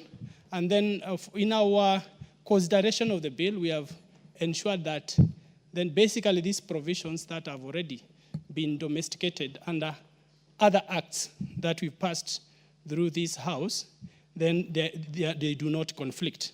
And therefore, Honorable Speaker, the Departmental Committee on Environment, Forestry and Mining, having considered the bill and facilitated the public participation on the bill, recommends that the House approves the bill, of course, with a number of amendments that we looked at as a committee. And with those few remarks, Honorable Speaker, I beg to second. Very well. Honorable members, I therefore propose a question that the Meteorology Bill, Senate Bill number 45 of 2023, be read a second time. Honorable members, before I indulge you, join me in welcoming in the public gallery, I don't know whether they're still there, Camaroso School from Eldama Ravine, Baringo County, and St. John's Academy from Keio South, Elgeyo Marakwet County. I take this opportunity to welcome them on behalf of the House to observe the proceedings of this House. Honorable Sunkuli. Madam Speaker, I also support this bill and say that it will be very important to have an authority that will be looking into the weather of this country and the climate. But Madam Speaker, I want to begin by saying, so that we can correct a number of things, meteorology is a science. It is a science that studies the relationship between the atmosphere and the geosphere, the relationship between the atmosphere and the hydrosphere, the relationship between the atmosphere and the biosphere. And I'm saying this because I wanted the committee to look at these things purely as a science and to understand that the study of the atmosphere is a little bit different from the study of intestines. So that I had it said that there is something called traditional ways of predicting the weather. I'm saying myself that might be possible, but that is not meteorology. That might be the study of intestines, of cows and how they relate to the atmosphere. So, Madam Speaker, I want to urge that because meteorology is a science, and we are creating an organization that is going to be predicting the weather for a number of socio-economic users, this, I agree with Honorable Kawaya, must have two aspects. One, it must be well-resourced, and secondly, it must be well-financed, well-equipped in terms of equipment. I've had the advantage, as you know, Madam Speaker, of being ambassador in China, a country where weather prediction is taken very seriously. And by the way, you cannot, in China, if you have a big organization, if you have a big, like Madaraka Day, and it is predicted that it's going to rain tomorrow, it is predicted in such a way that scientifically it rains today. And you know that exists, it's called seeding. In this country, well, to give credit to our Department of Meteorology, I think that more and more there has been some sort of accuracy in predicting weather, more and more. But we need, as a country, to invest in this. First, because we are an agricultural country that needs to know what to tell our farmers. Right now, the prediction of whether it's going to rain tomorrow or not is from a large territory. Like if I want to know if it's going to rain in Kilgoris, I cannot get that from the meteorological department. They'll tell me that the weather conditions prevailing in Kisumu are probably going to prevail in Kilgoris, or the Harper Islands of such and such a place. But if we resource this, if we equip this authority properly, it is going to be more precise. It's going to tell you in Kilgoris it's going to be raining. And I get this from the international satellites, Madam Speaker, because if you have a Samsung phone and you move between here and Kiambu, they'll tell you this area is about to rain. Our own equipment should be able to predict the weather. And we must face this. We should put up satellites because the study of the atmosphere involves the erection of satellites up there that are meant for the weather. And I look forward to the day when our meteorologists will be able to be very, very precise. But secondly, Madam Speaker, I hear that the staff will going to be transited, and I think that is good for human resource. But let us emphasize that the staff is going to be trained. Because if we are going to transit the same staff, and I'm not saying that we should not, then we must be able to tell them to be ready for the task, because now we are creating an organization that promises better results. And you cannot get water from a stone. These people must be trained in meteorology. And in my opinion, one of these organizations that is created for training cannot in itself fulfill the training requirements of meteorology. It can only source better knowledge from elsewhere because we do not have it. And I want us to do this. I know we like our traditions, but please, if we are embracing science, let's embrace science. I come from a clan in Maasai land which can actually predict the weather. But most of the times I go wrong. And there is no way I can understand why I am wrong. There is no machine I've used to say that it has gone wrong. I think let us emphasize, let's get rid of this idea that we are going to kill animals to know the weather. Let's just buy machines so that we can be able to tell the whole world what is going to happen. Thirdly, this weather prediction cannot be a one-country affair. We have to have an interaction of different technologies so that we become very, very precise. And I know that, Madam Speaker, if we want to understand the vagaries of weather, we have got to learn from the best. And out there in the world, there are many countries that have perfected over the years in learning the weather. If you want to know today whether to fly over the Pacific, you will be told precisely whether you can make it or not. And the reason why aeroplanes sometimes fly even when there is bad weather is because the radar tells them that whether you can be able to make it. We can be able to do it, but let's not pretend we can do it alone. We have to come together with other countries that do it better so that we can learn.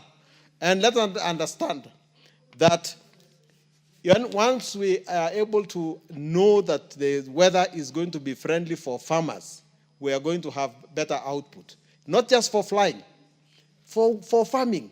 I have to be told, no, we are doing guesswork. We are planting things at the wrong time. Sometimes it rains and you plant and then the rain stops, but nobody told you it was going to stop. It is very important that we do it, and I give a pledge again, we do it by resourcing this authority. We do it by equipping this authority. For the time being, let's allow the biologists to do the science of the intestines, but let us build our own authority to be able to be more scientific, because meteorology is a science. I beg to support. Well, the Turkana people have been mentioned as able to predict weather through intestine. So, Honorable Mother, maybe you'll clarify. Thank you so much, Madam Speaker. I want to thank you for this opportunity. I am in the Committee for Environment, Forestry and Mining, and I want to thank my chair for expediting the production of this bill.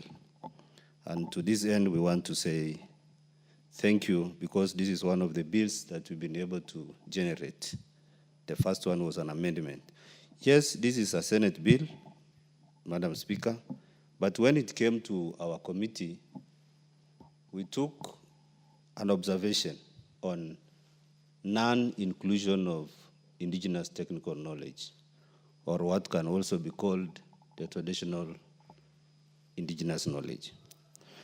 Madam Speaker, I want to speak so much on that ITK, indigenous technical knowledge, because one, climate change is already affecting each and every country in the world. And number two, Madam Speaker, the manner in which this information on forecasting, on meteorological equipment, how it is spread in the country, is not equitable. It is not adequate. Madam Speaker, this has forced so many communities, especially in the ASALs, to depend so much on traditional indigenous knowledge, or that indigenous technical knowledge, Madam Speaker. And you find, for example, in Turkana, the communities, or most of the people there, rely on the reading of sandals, for example. They also rely on the reading of the intestines. They also observe how maybe frogs will suddenly begin to roar, or even the movement of birds at some time. Also, they will observe also the movement of butterflies and even the direction of the wind.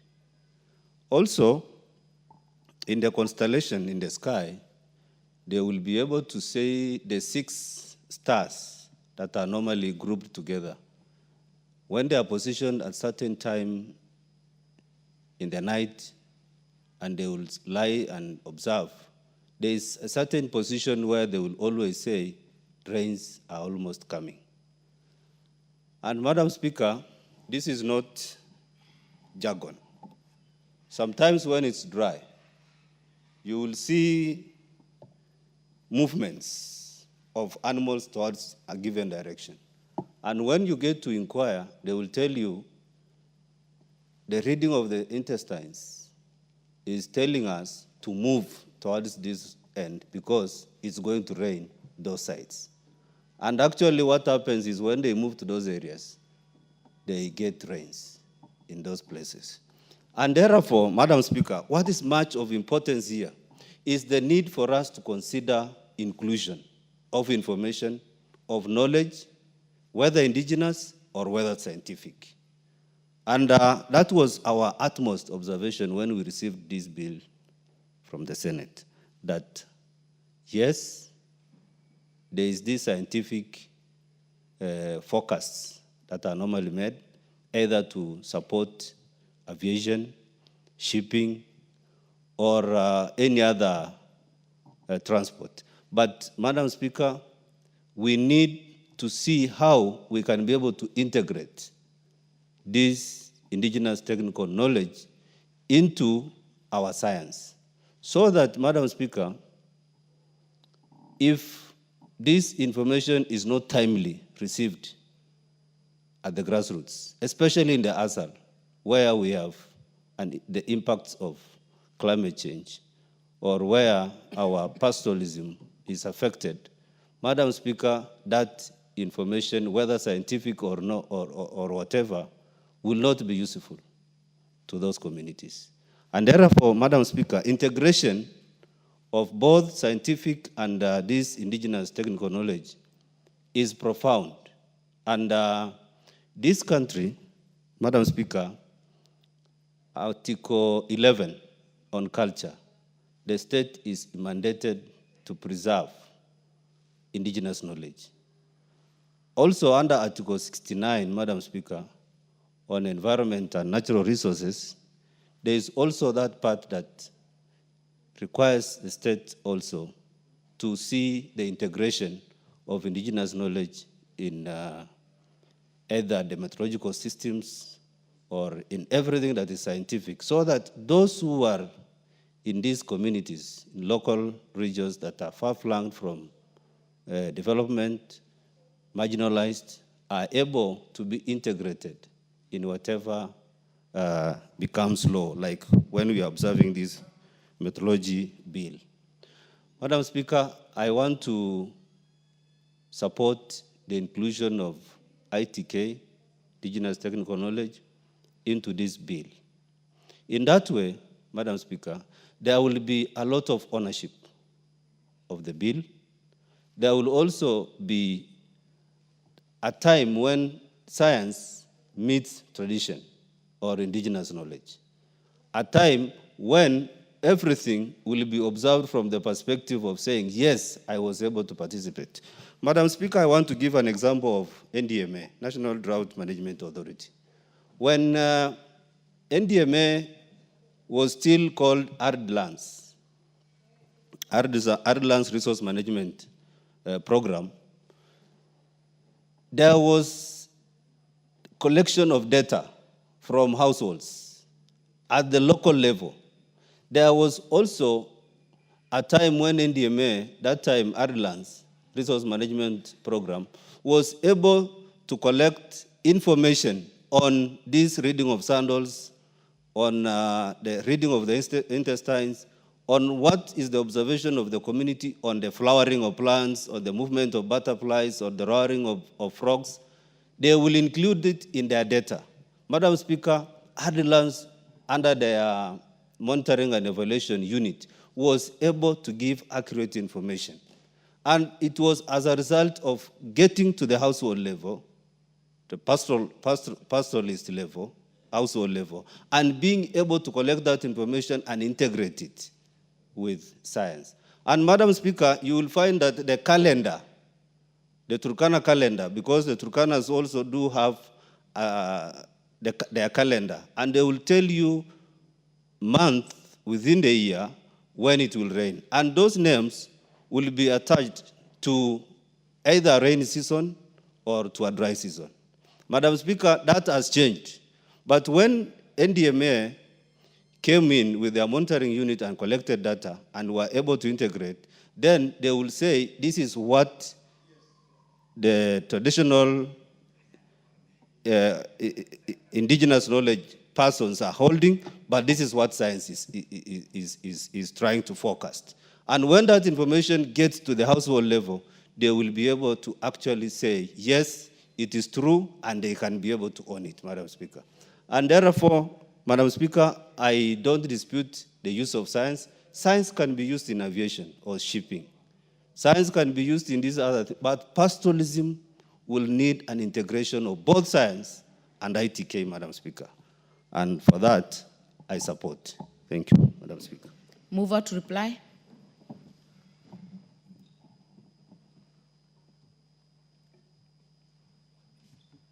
Microphone. Okay, thank you. Honorable Speaker, I want to reply. And in replying, I want to say this, that this is a very important bill that we must enact as a parliament to give, legal standing to our meteorological services in this country, Honorable Speaker. And I want to quote my chief, where I come from, I think was watching this debate, and he has contributed, Chief Dixon Kitole, and I say this, yes, Mwesh, that act, as you have supported, will help a lot on disaster preparedness, farming, and cut off fake weather forecasts and licensed farms. And I think that is it. I think he sums it up, this chief from my village, and I want to thank him for his contribution. But again, Honorable Speaker, I want to give credit and thank you to the chairman, Honorable Kawaya, for the good job. I think many times we've given Honorable Kawaya responsibility in this House as chairman in committees. He has done a tremendous job. And I think this is one of those bills that will go into the history of this country, that he midwifed and pushed and succeeded. And when we actually have that authority established, we will thank you, Honorable Kawaya, for that good job. Honorable Speaker, I also want to thank the members of that committee for the job and the time they put in, and also for members for contributing. And I request and urge this House that this is a bill that we must pass so that we move forward in weather forecasts. I like the debate on whether looking at the intestines is also part of weather forecasting. Weather forecasting can be physical and can also be spiritual. So those that look at intestines have a spiritual understanding of it, and they are gifted in a certain way to do it. So you cannot, and spiritualism, Ambassador, is actually part of science. Science is not just about, it's about empiricism. Science is about empiricism. And those that Honorable Kawai has talked about, there's empirical evidence that they have at one time predicted rain, and rain has come on the basis of the intestine. And science is not just confined to labs. Science is broad, Ambassador, and therefore you should not just confine science to the one that Europeans call science. even the one that Honorable Kawaya from his village is also science, and that science must be respected. That's why we have some laws on traditional medicine and healers and all that, that puts them together and is recognized and respected, Honorable Speaker. So, Honorable Speaker, as I wind up, I want to say welcome even those guys, so that the Kenya Meteorological Authority, as we will set it up, can also regulate even those and get information from seers and people who understand weather. In my place, the Chonyi tribe is known as that, is respected for the tribe that actually predicts weather properly. You know, if they tell you it will rain tomorrow, it will rain. You know, because they have a certain spiritual science within them that helps them to predict weather. So we want to thank you for that contribution, but thank every member who has contributed. And therefore, Honorable Speaker, I beg to reply and request putting of the question to be deferred pursuant to Standing Order 53.3. I thank you and I reply. Thank you. It shall be so. The question will be put in the next appointed time. Next order. Order number 14, motion. Consideration of 6th report on the financial statements for the NGCDF accounts for 3 constituencies. Honorable Gideon Muliungi, the Chairperson, Decentralized Funds Accounts Committee.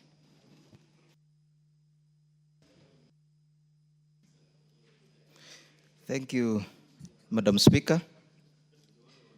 Madam Speaker, I beg to move that this House adopt the 6th report of the Decentralized Funds Accounts Committee on its consideration of the report of the Auditor General on the financial statements for the National Government Constituencies Development Fund for Wembuye East, Dagoretti North, and the Matunga constituencies for the financial years 2016, 2017, 2017-2018, 2018-2019, 2019-2020, 2020-2021, and 2021-2022, laid on the table of the House on Thursday, 10th of April, 2025.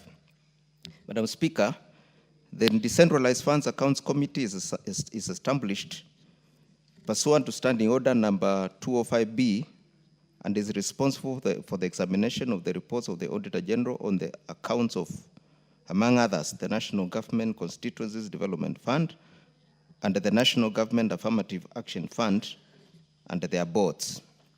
In its examination and scrutiny of the audited financial statements of the constituencies, the committee primary approach was to receive submissions from the accounting officers of the NGCDF and fund account managers as regards to errors of omission or commission that gave rise to the audit queries cited by the Auditor General. Honorable Speaker, this was done guided by the relevant public financial management principles in the Constitution of Kenya 2010 and the Public Audit Act, the Public Finance Management Act, and the attendant regulations, and the Public Procurement and Asset Disposal Act, and the attendant regulations, and the International Public Accounting Standards, IPSAS. Madam Speaker, the committee examined a total of 18 reports of the Auditor General for Webuye East, Dagoretti North, and Matunga constituencies for 6 financial years examined between 2016 and 2022. The observations, findings, and recommendations are contained in the committee report now before the House. Honorable Speaker, the fund has had a significant impact on the lives of people through various infrastructure and social development projects, including the construction and renovation of schools, purchase of land for public institutions, and support for security and health initiatives, as well as supporting students through issuance of bursaries. A highlight of some of the projects undertaken in the constituencies examined include, but not limited to, the following. In Wembuye constituency, the fund supported a total of 38 projects in education of building classrooms, security, and issuance of bursaries during the financial years under review. The constituency issued bursary amounting to 67,291,333 to both secondary and tertiary institutions. Further analysis indicates that all the projects were complete and in use as at the time of audit. In Dagoretti North constituency, the fund supported the construction of a water tower for the existing borehole at St. George's Secondary School, among other projects. Issuance of bursaries during the financial years under review. The constituency issued bursaries amounting to 24 million to both secondary and tertiary institutions. In Matunga constituency, Madam Speaker, the fund supported the construction of an administration block in Matunga Girls Secondary School and construction of Simba Chief's office, among other projects. On all the constituencies examined, the fund also issued bursaries during the financial years under review. For instance, in Matunga constituencies, as I've said, bursaries amounting to 26 million were issued to both secondary and tertiary institutions. In Dagoretti, bursaries amounting to 24 million, and in Wembuye, bursaries amounting to 67 million. Madam Speaker, although the House has ruled on the matter of bursary disbursements before in our previous reports, there was an alarming report from the Auditor General on the contrary in the print, electronic, social, and digital media, accusing 30 MPs of misappropriating CDF bursaries, citing lack of receipts and acknowledgement letters from beneficiary institutions. Honorable Speaker, I want to clarify and put on record the following: that MPs have no role in the management of NGCDF funds. Number B, fund account managers are the AIE orders and accounting officers answerable to Parliament and not MPs. My committee examines fund managers and not MPs. The report, therefore, is misleading, petty, frivolous, and unfounded, and has no basis in law. Further, and as I've said, Honorable Speaker, the committee has pronounced itself before on this matter in previous reports tabled before this House and approved by the House. In particular, the committee in its previous report, and in particular for the disbursement of funds, it is not practical for beneficiaries of bursaries to bring back receipts to CDF office after collecting their checks. To cure this problem, the committee recommended that Auditor General verifies disbursement of bursary checks from bank account statements of CDF and the recipient institutions if they so wish.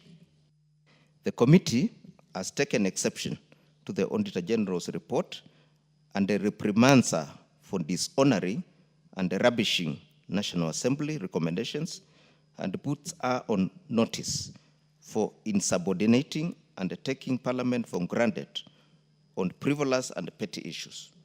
The committee recommended to summon her in due course to shed more light on her allegations and insubordinating Parliament. Madam Speaker, the committee, upon examination of Auditor General's report for the 3 constituencies, made the following observations and recommendations. On presentation of accuracy of financial statements, the committee observed that fund account managers faced challenges in adopting and complying with IPSAS reporting framework, leading to audit queries. And therefore, the committee recommends that the accounting officer should comply with IPSAS framework in preparing financial statements. The accounting officer, in consultation with Public Sector Accounting Standards Board, IPSAS, as in previous reports of this committee, been directed to conduct continuous capacity building to fund account managers on financial reporting standards and the constituency staff. Number 2, on failure to submit required documents during audit, the committee observed that fund account managers did not complete reconciled financial statements on time for review and verification by the auditors during the audit exercise. This is contrary to the law. And therefore, the committee recommends that the accounting officers should ensure fund account managers comply with the Public Audit Act regarding timely provision of information.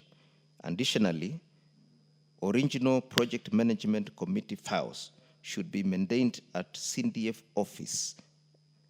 Further, qualified accountants should be employed by the constituency offices for the financial year, from financial year 2025 to 2026, to strengthen record keeping and financial statement preparation. On delay of exchequer releases, which was very common, the committee observed that delays in exchequer releases led to under-expenditure and the delays in implementation and completion of projects. The committee recommended that the National Treasury should ensure timely and adequate disbursement of funds to the NGCDF board for immediate release to constituencies to implement approved projects. Honorable Speaker, the report underscores the importance of transparency and accountability in management of NGCDF. Following the examination of the financial statements and engagement with the fund account managers, the committee has identified critical areas of improvement and has provided actionable recommendations aimed at enhancing compliance with the established financial management principles.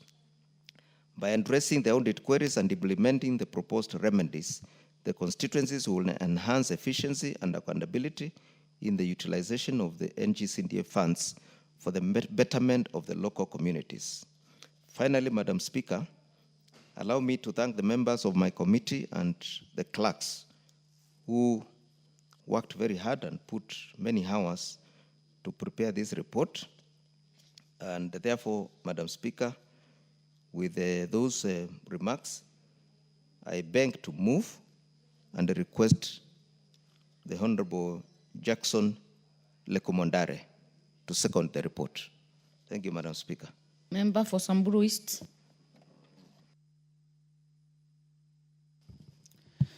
Yeah, thank you, Honorable Speaker. Honorable Speaker, I beg to move the motion as read by the... The motion has been moved. To second the motion as read by my able chair. Madam Speaker, our committee looked at the various reports and specifically to these three constituencies. And just as the chair mentioned, our Honorable Speaker, there are cross-cutting issues in almost all the constituencies, especially the delay of the exchequer from the National Treasury. And Madam Speaker, when funds are not released at the right time, they affect the citizen negatively.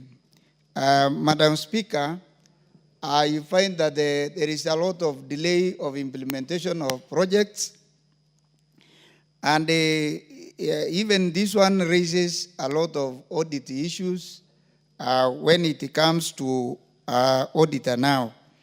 And Madam Speaker, we also observe that the fund managers did not provide complete reconciled financial records and the accounting reporting. Madam Speaker, most of the audited accounts we have observed as committee has challenges in accounting.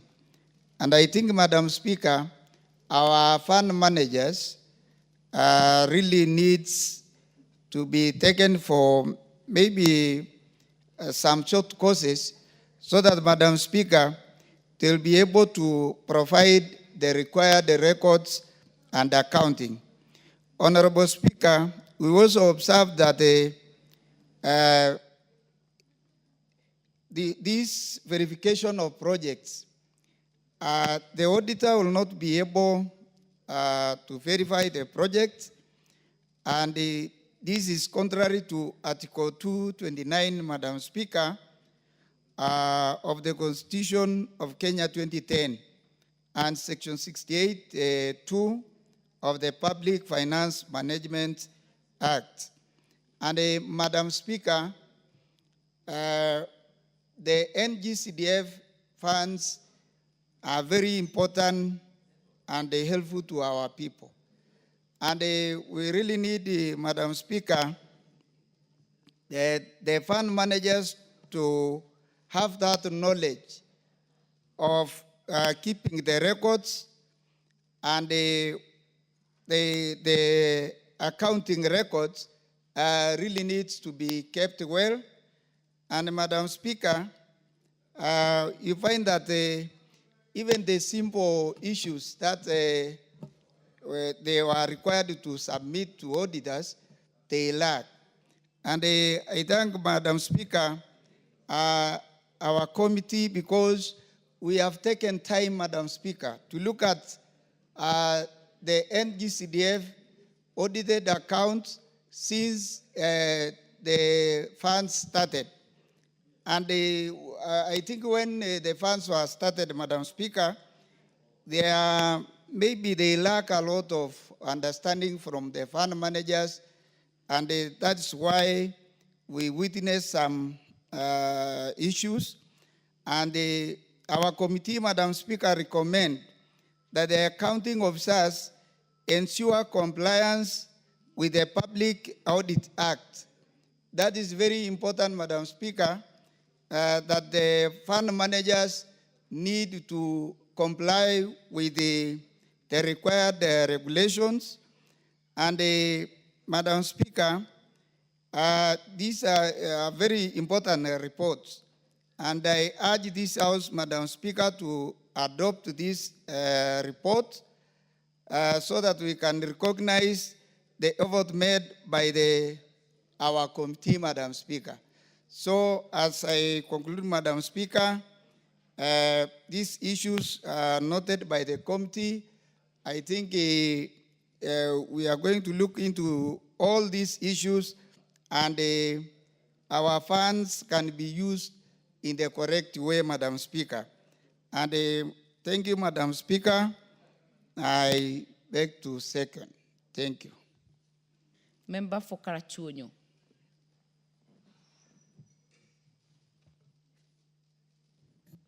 Thank you, Madam Speaker, for giving me... Hold on. I didn't propose the question. Did I propose? Yes. Yes, please. I thought... Okay, thank you, Madam. Madam Speaker... Hold on. Yeah, hold on. I propose a question. Member for Karachuonyo. I think we have done too many motions back to back. Honorable members, allow me to propose that this House adopts the 6th report of the Decentralized Funds Account Committee on its consideration of the report of the Auditor General on the financial statements for the National Government Constituencies Development Fund for Webuye East, Dagoretti North, and Matuga constituencies for financial years 2016-2017, 2017-2018, 2018-2019, 2019-2020, 2020-2021, and 2021-2022, laid on the table of the House on Thursday, 10th April 2025. Now, Member for Karachuonyo, you can have your take. Thank you, Madam Speaker, for the opportunity. Madam Speaker, the first thing I must say is that NGCDF is the fund where you normally don't have pending bills. Very unique. Elsewhere in the main government side and the counties, you find these word pending bills, which is already reaching a situation where it interferes with our budgeting. And because of that, maybe I congratulate my colleagues because they are doing the right thing. They are following procedures. And again, let me say that NGCDF has contributed to the development of this nation in a very, very unquestionable manner. If one wants to see what NGCDF has done, you only need to go out there in the countryside and see what's happening there. Sometimes I wonder when I hear that so many people want to do away with it. I'm glad here in this house we passed a bill to anchor NGCDF in the Constitution, and it is my hope and indeed my wish that this fund is in the Constitution for protection purposes.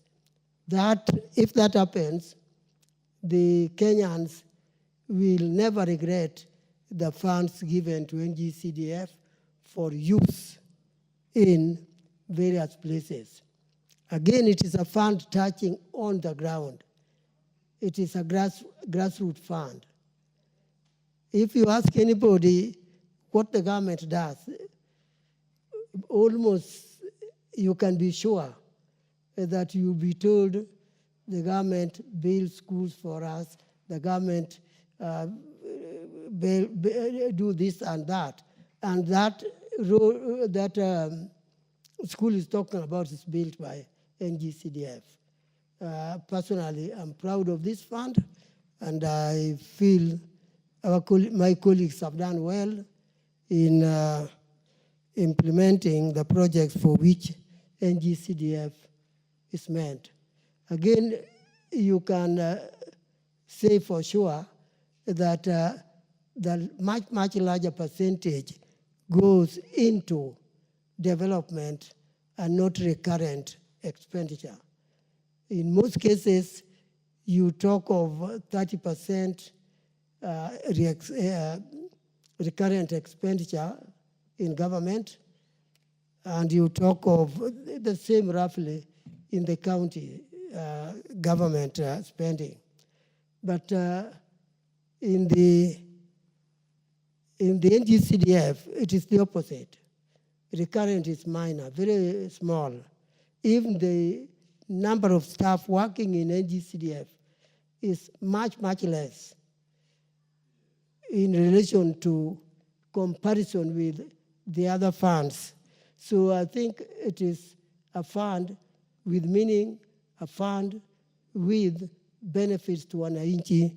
I'm happy to say that I support the report of the committee that has been tabled. Thank you. Thank you, Madam Speaker. Thank you very much. Member for Migori. Just take this.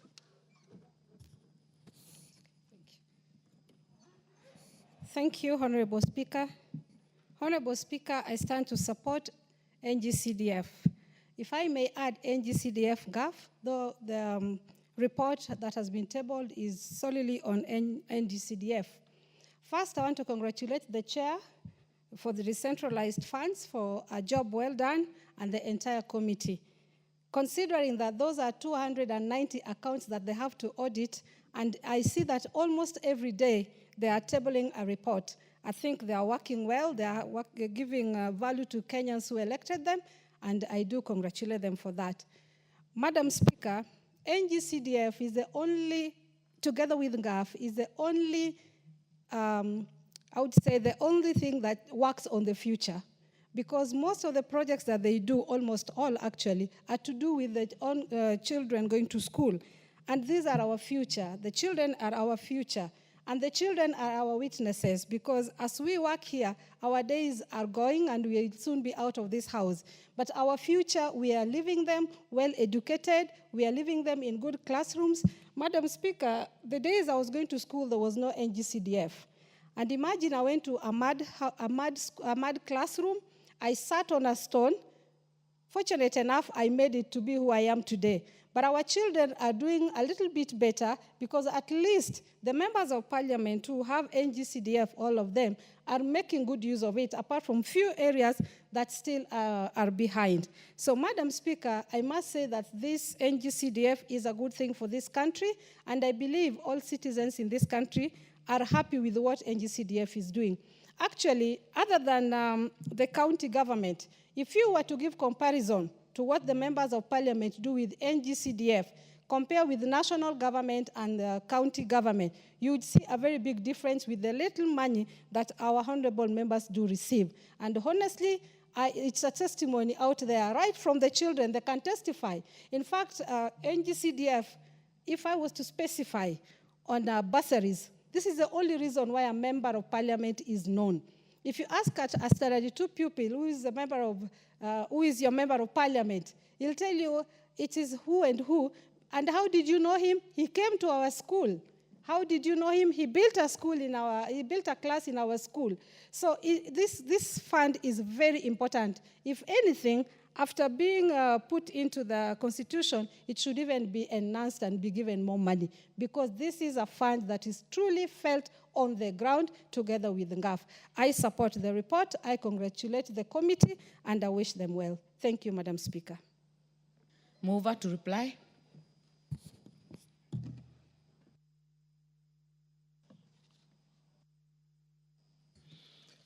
Thank you, Madam Speaker. Madam Speaker, allow me to thank the members who have contributed to this motion, and in particular the member for Karachuonyo, the member for Migori County, and the member for Kajiado, and assure them that their contributions will go a long way in enriching our future reports. Madam Speaker, allow me,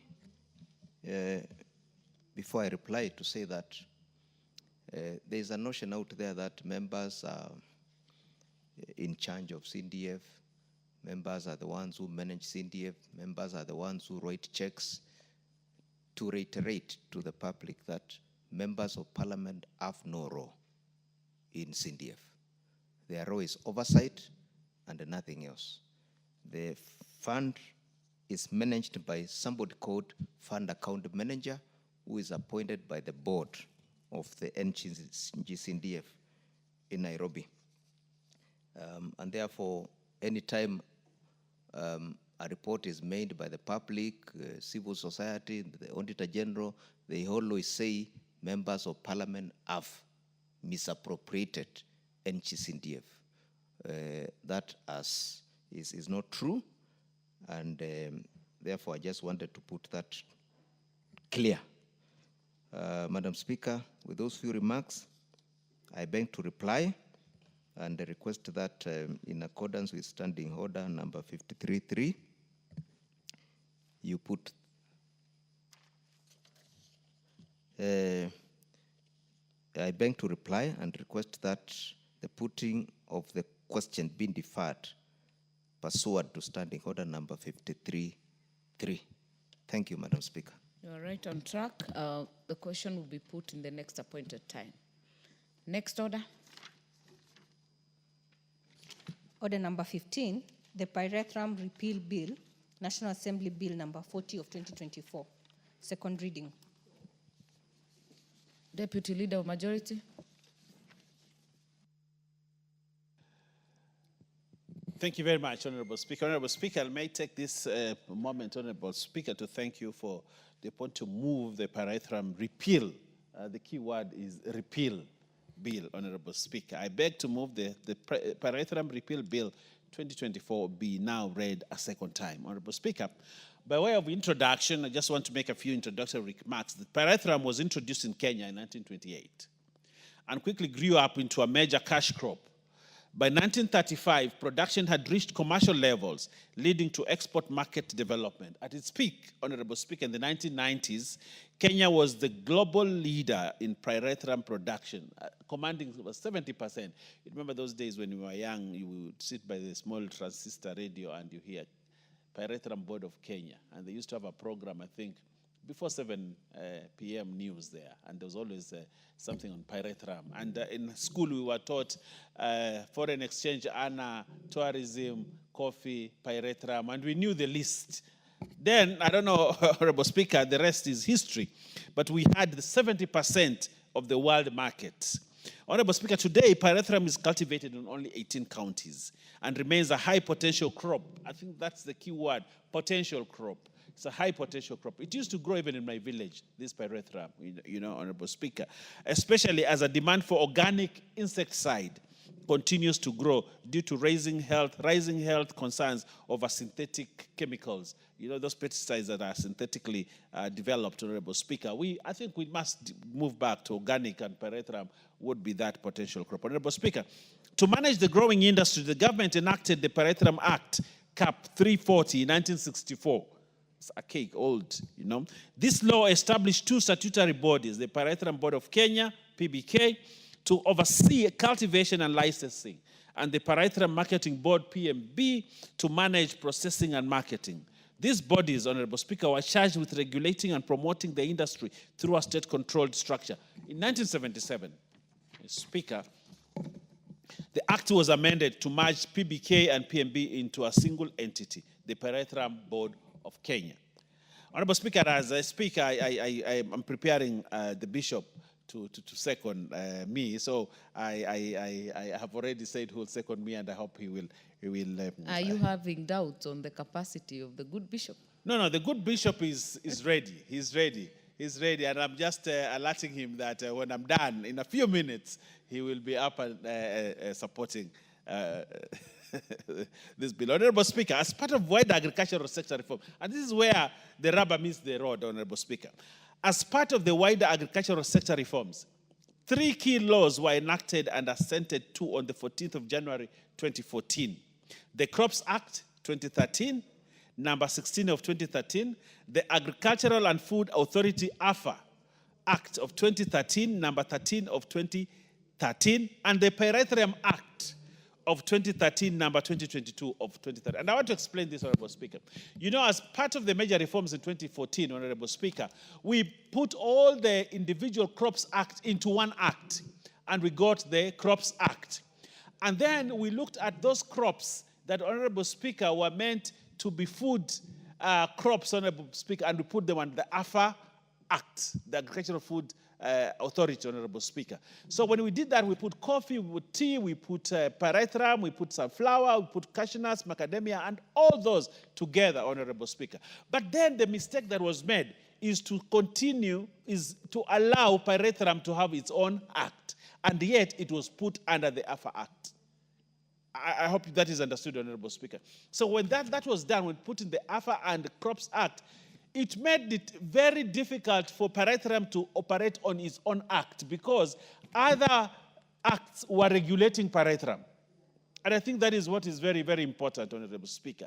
And because of that, therefore, we have stifled the growth of Pyrethrum in this country because it is neither operating under the Pyrethrum Act, neither is it operating under the AFA or the Crops Act. So the remedy, Honorable Speaker, for this is to ensure that there's only one act that regulates Pyrethrum. And therefore, it is at this point that thought came into mind that now we repeal, we kill, let me use the crude word, we kill the Pyrethrum Act and remain with the AFA and Crops Act so that we do not have a duplicity, Honorable Speaker. And that is why we are moving the repeal, Honorable. These reforms were aimed at consolidating agricultural laws and creating a streamlined framework.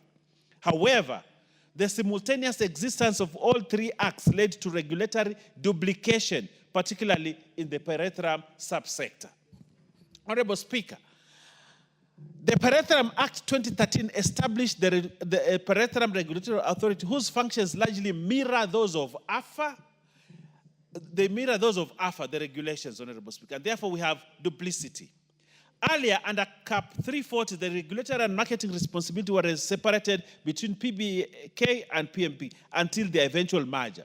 The 2013 Act aimed to revitalize the sector with a focused approach, but its structure essentially duplicated roles already assigned to AFA under the new reforms.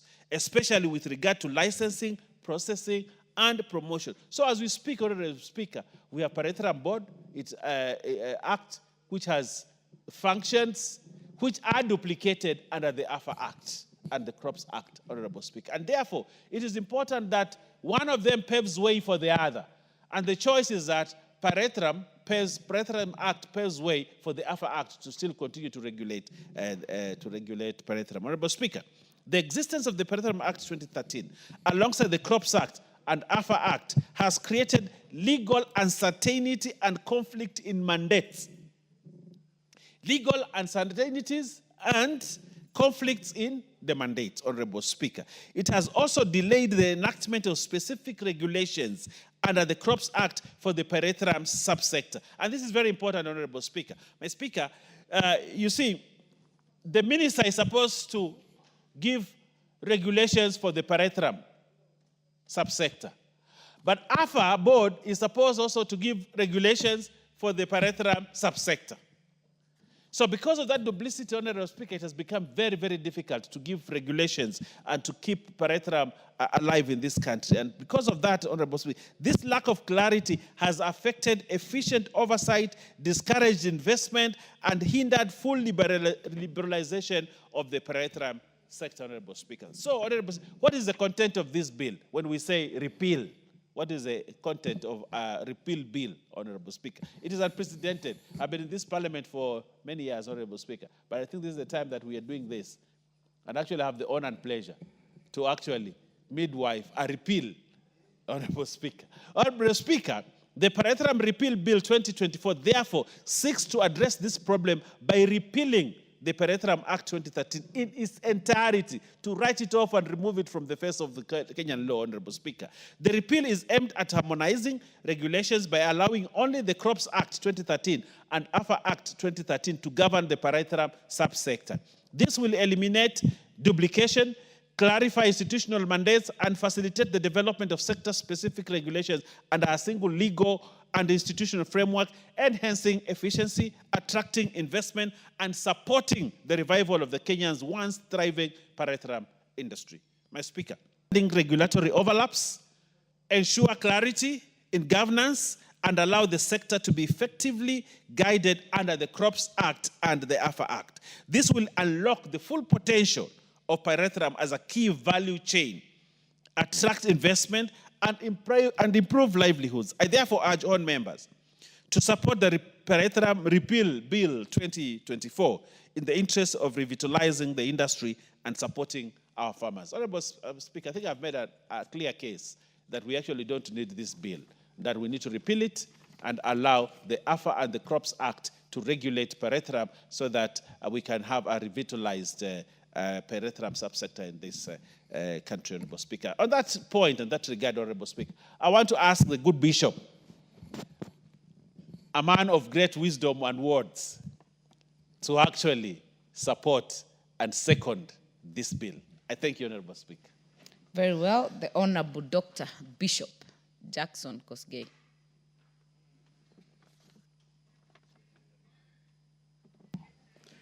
Thank you, Madam Speaker. As read and as given in depth by the Deputy Majority Leader, the bill which proposes a repeal of the Act of Pyrethrum Act 340, I second, Madam Speaker. The intent and the very reason is to remove ambiguity in the operation. It makes it easier when laws are clearer and are not in duplication with other laws. It makes it efficient, it makes it productive as an entity, and Madam Speaker, it makes sense to realize that subsequent laws passed in this House are scattered for the interest which this particular act is catering for. For that, I second. Thank you. Very well. I therefore propose the question that the Pyrethrum Repeal Bill, National Assembly Bill number 40 of 2024, be read a second time. Honorable Muliungi.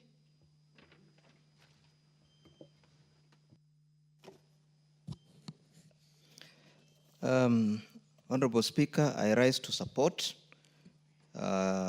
this bill by the Deputy Minority Leader of this House. Madam Speaker, I recall a crop that was called Pyrethrum, which today I don't know where it went. It used to be there long time ago, among other crops. Madam Speaker, after independence, agriculture was a pivotal part of the economy, which grew the economy of this country. But over time, crops like coffee, tea, pyrethrum, cotton, even where I come from, we used to grow cotton. We used to grow sunflower. But these crops are no longer as flourishing as they were before. And this is the time that we should relook at what went wrong, relook at our laws, relook at our act, and repeal them, and try to improve the economy of this country by reviving agriculture. And I believe this is one of the ways which our Deputy Minority Leader, the mover of this motion, has brought, so that we can revive the economy of this country through agriculture, and in particular, through growing pyrethrum. Madam Speaker, I therefore want to support this Pyrethrum Repeal Bill 2024, which intends to delete and remove Pyrethrum Act 2013 to bring it together with other crops under the Crops Act, which will now be regulating pyrethrum. And therefore, Madam Speaker, I wish where I come from, we can grow pyrethrum, we can grow coffee, we can grow tea. When I pass through Kericho, I love that environment. I wish my constituency in Lower Eastern, in Ukambani, can look like Kericho. So, Madam Speaker, I want to support this bill so that we can improve agriculture and grow the economy of this country. And therefore, Madam Speaker, I support. Thank you very much. Very well. Member for Kiharu. Thank you very much, Honorable Speaker. Honorable Speaker, I rise to submit with a few points. One is to highlight the primacy of agriculture in our economy, Kenya, where over 70% of the rural population in Kenya is actually engaged in issues around agriculture. And our GDP, its highest weight is actually in agriculture, and especially when it comes to employment. Honorable Speaker, when you talk about pyrethrum, we talk even in generality to all the other crops including coffee and tea. And I'm happy that with the registration that we continue to do even in this House, we continue to move away from what used to be there before, the bodies and especially marketing bodies that had been formed around pyrethrum, tea, coffee, and all the other crops, and especially immediately after independence, was more of extractive institutions other than institutions to add value to the farmers and the stakeholders. But we have continued to move away from that, Honorable Speaker, which is a very good thing and has been happening in this House, where registration is going towards more of aggregation, putting the produce together so that we set and we source best prices together, and especially for farmers. And in that respect, everyone earns. But, Honorable Speaker, we need to understand that the economies across the world, including Kenya and the other developing countries in the global south, and even the developed, has gone through stages and are going through stages. And the stage number one, which is usually basic, is agrarian. The second one is manufacturing. And the last one being what the general world is experiencing now around technology and information, Honorable Speaker. In one of the definitions of what constitutes a developed country, Honorable Speaker, it is actually a paradox. This sounds like a paradox. That in the definition of a developed country, one of the parameters is for the agri side of the business, of the economy, the primary side of the business, and especially agriculture, to be actually less than 10% of the entire GDP. This sounds like a paradox, that even when we promote agriculture in a developing country like Kenya, one of the parameters of measuring that a country has actually developed is when we diminish the composition of agriculture in the wholesome economy, Honorable Speaker. And that happens because of many reasons. As you know, agriculture is based on something we call diminishing returns. In a country like Kenya, what we do is that we till land first where it is evidently productive. After tilling land where it is evidently productive and requires only rain-fed, which is rain-fed, Honorable Speaker, we then go to other areas that may need mechanization, may need irrigation, may need much more inputs. So what that does is that the side, Honorable Speaker, the agriculture side of the economy, Honorable Speaker, then continues to diminish in returns the more you expand production, the diminishing return way of primary production and agriculture, Honorable Speaker. And when you compare the same with manufacturing, manufacturing is hedged on what we call increasing return to scale. So that after you produce the first product, any other succeeding products are produced with much lower cost. And that is why most of the developed countries, Honorable Speaker, including a country like South Korea, a country like Japan, even the US and the UK, there is no economy anywhere in the world that became a developed country on the basis of agriculture.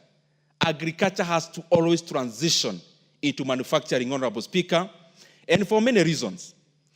Any business you do around agriculture is based on market prices because the produce from agriculture has no differentiation. When you talk about a mango produced in Kenya or maize produced in Kenya, you can't differentiate those products from any other produced elsewhere. And therefore, the farmers and the producers are always the slaves of the market prices. And there is nothing you can do about it. Commodity prices are driven by market prices. But when you come to manufacturing, what economies do, you can have an economy producing cars, but differentiating that car from the other may actually be the basis at which prices are varied. And therefore, you can end up increasing whatever return you get from manufacturing of cars, Honorable Speaker, by just doing price differentiation. The second thing, Honorable Speaker, and I've talked about it earlier, when you engage in production that is based on increasing return, that by itself is a catalyst for you to produce more. And Honorable Speaker, therefore, what usually happens, there is a basis of mechanizing manufacturing in terms of increasing production, which also diminishes cost and also enlarges the return, by itself becomes or creates a virtuous cycle within the economy. But when you really engage so much in primary production, it creates a vicious cycle where you have to depend on seasons, you have to depend on the weather which you have no control over, you have to also depend on market prices, which you are actually made a price taker, not a price maker as a producer, which is not a very good thing. Lastly, Honorable Speaker, where the world is going, and we can only reprobe as Africa, we can only jump some of these processes, Honorable Speaker, because we are more or less an agrarian economy as Africa.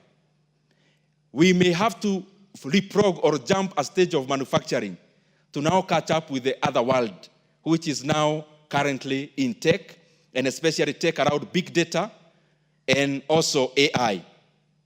And Honorable Speaker, we have no choice other than to do that. Because yes, we need food security guaranteed through agriculture, but in terms of increasing productivity per person, you cannot increase productivity per person if you do not depart from primary production. And Honorable Speaker, just to put it into context, currently the composition of the Kenyan GDP, agriculture constitutes around 18%. Agriculture including fisheries and forestry, what we call primary production. Manufacturing, which also now includes logistics around manufacturing, constitutes just around 17%. 65% of our economy is actually service. But what is service? I'm trying just to demystify from the other ones I was talking about tech. And what is the paradox around it? That agriculture, which constitutes around 18%, employs 70% of the rural population.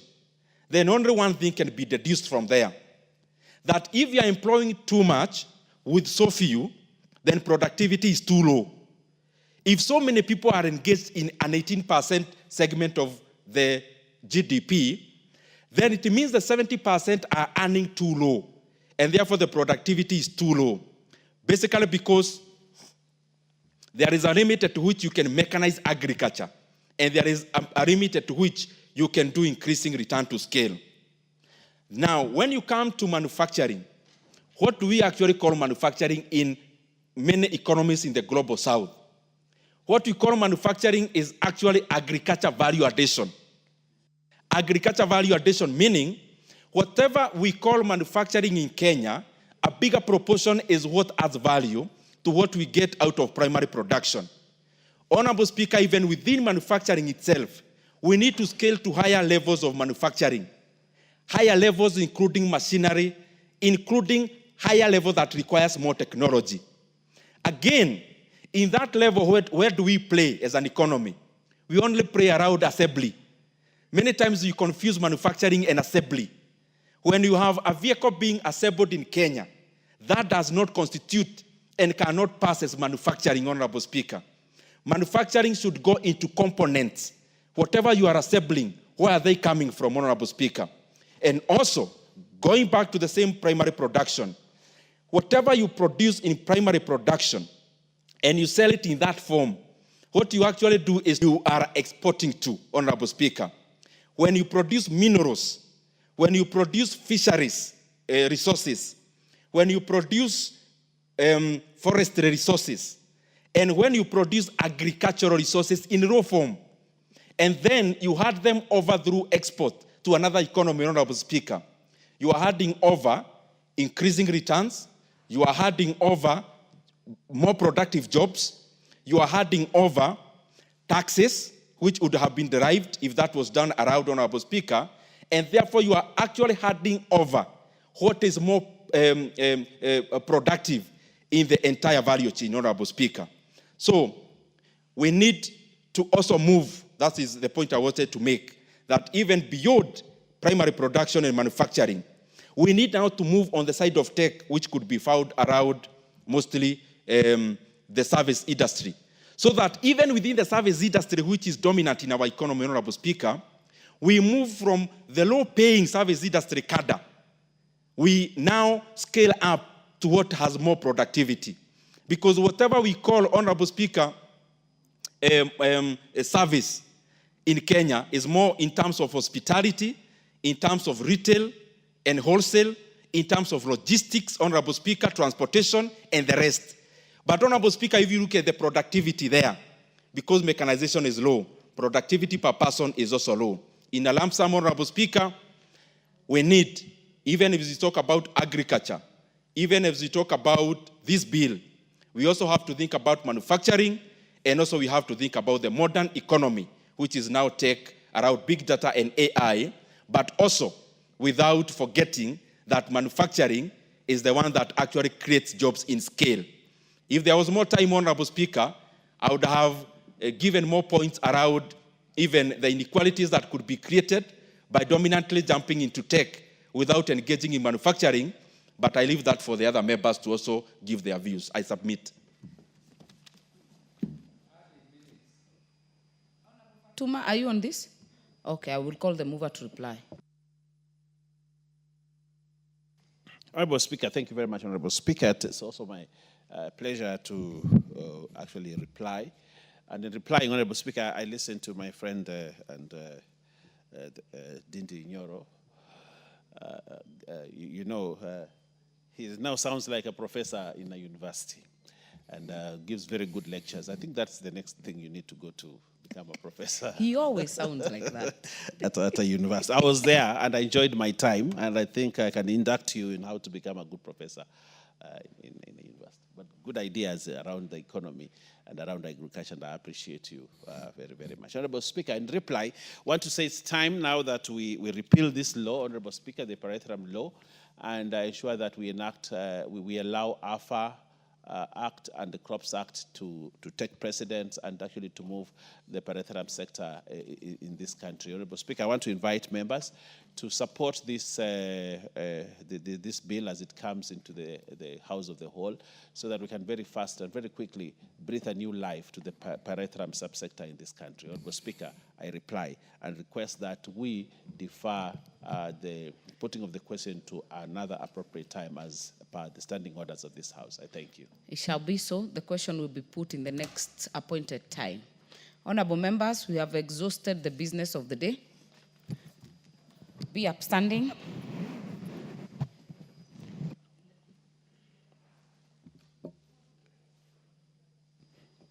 And the time now being 6:53 p.m., this House stands adjourned until tomorrow, Thursday, 31st July 2025 at 2:30 p.m.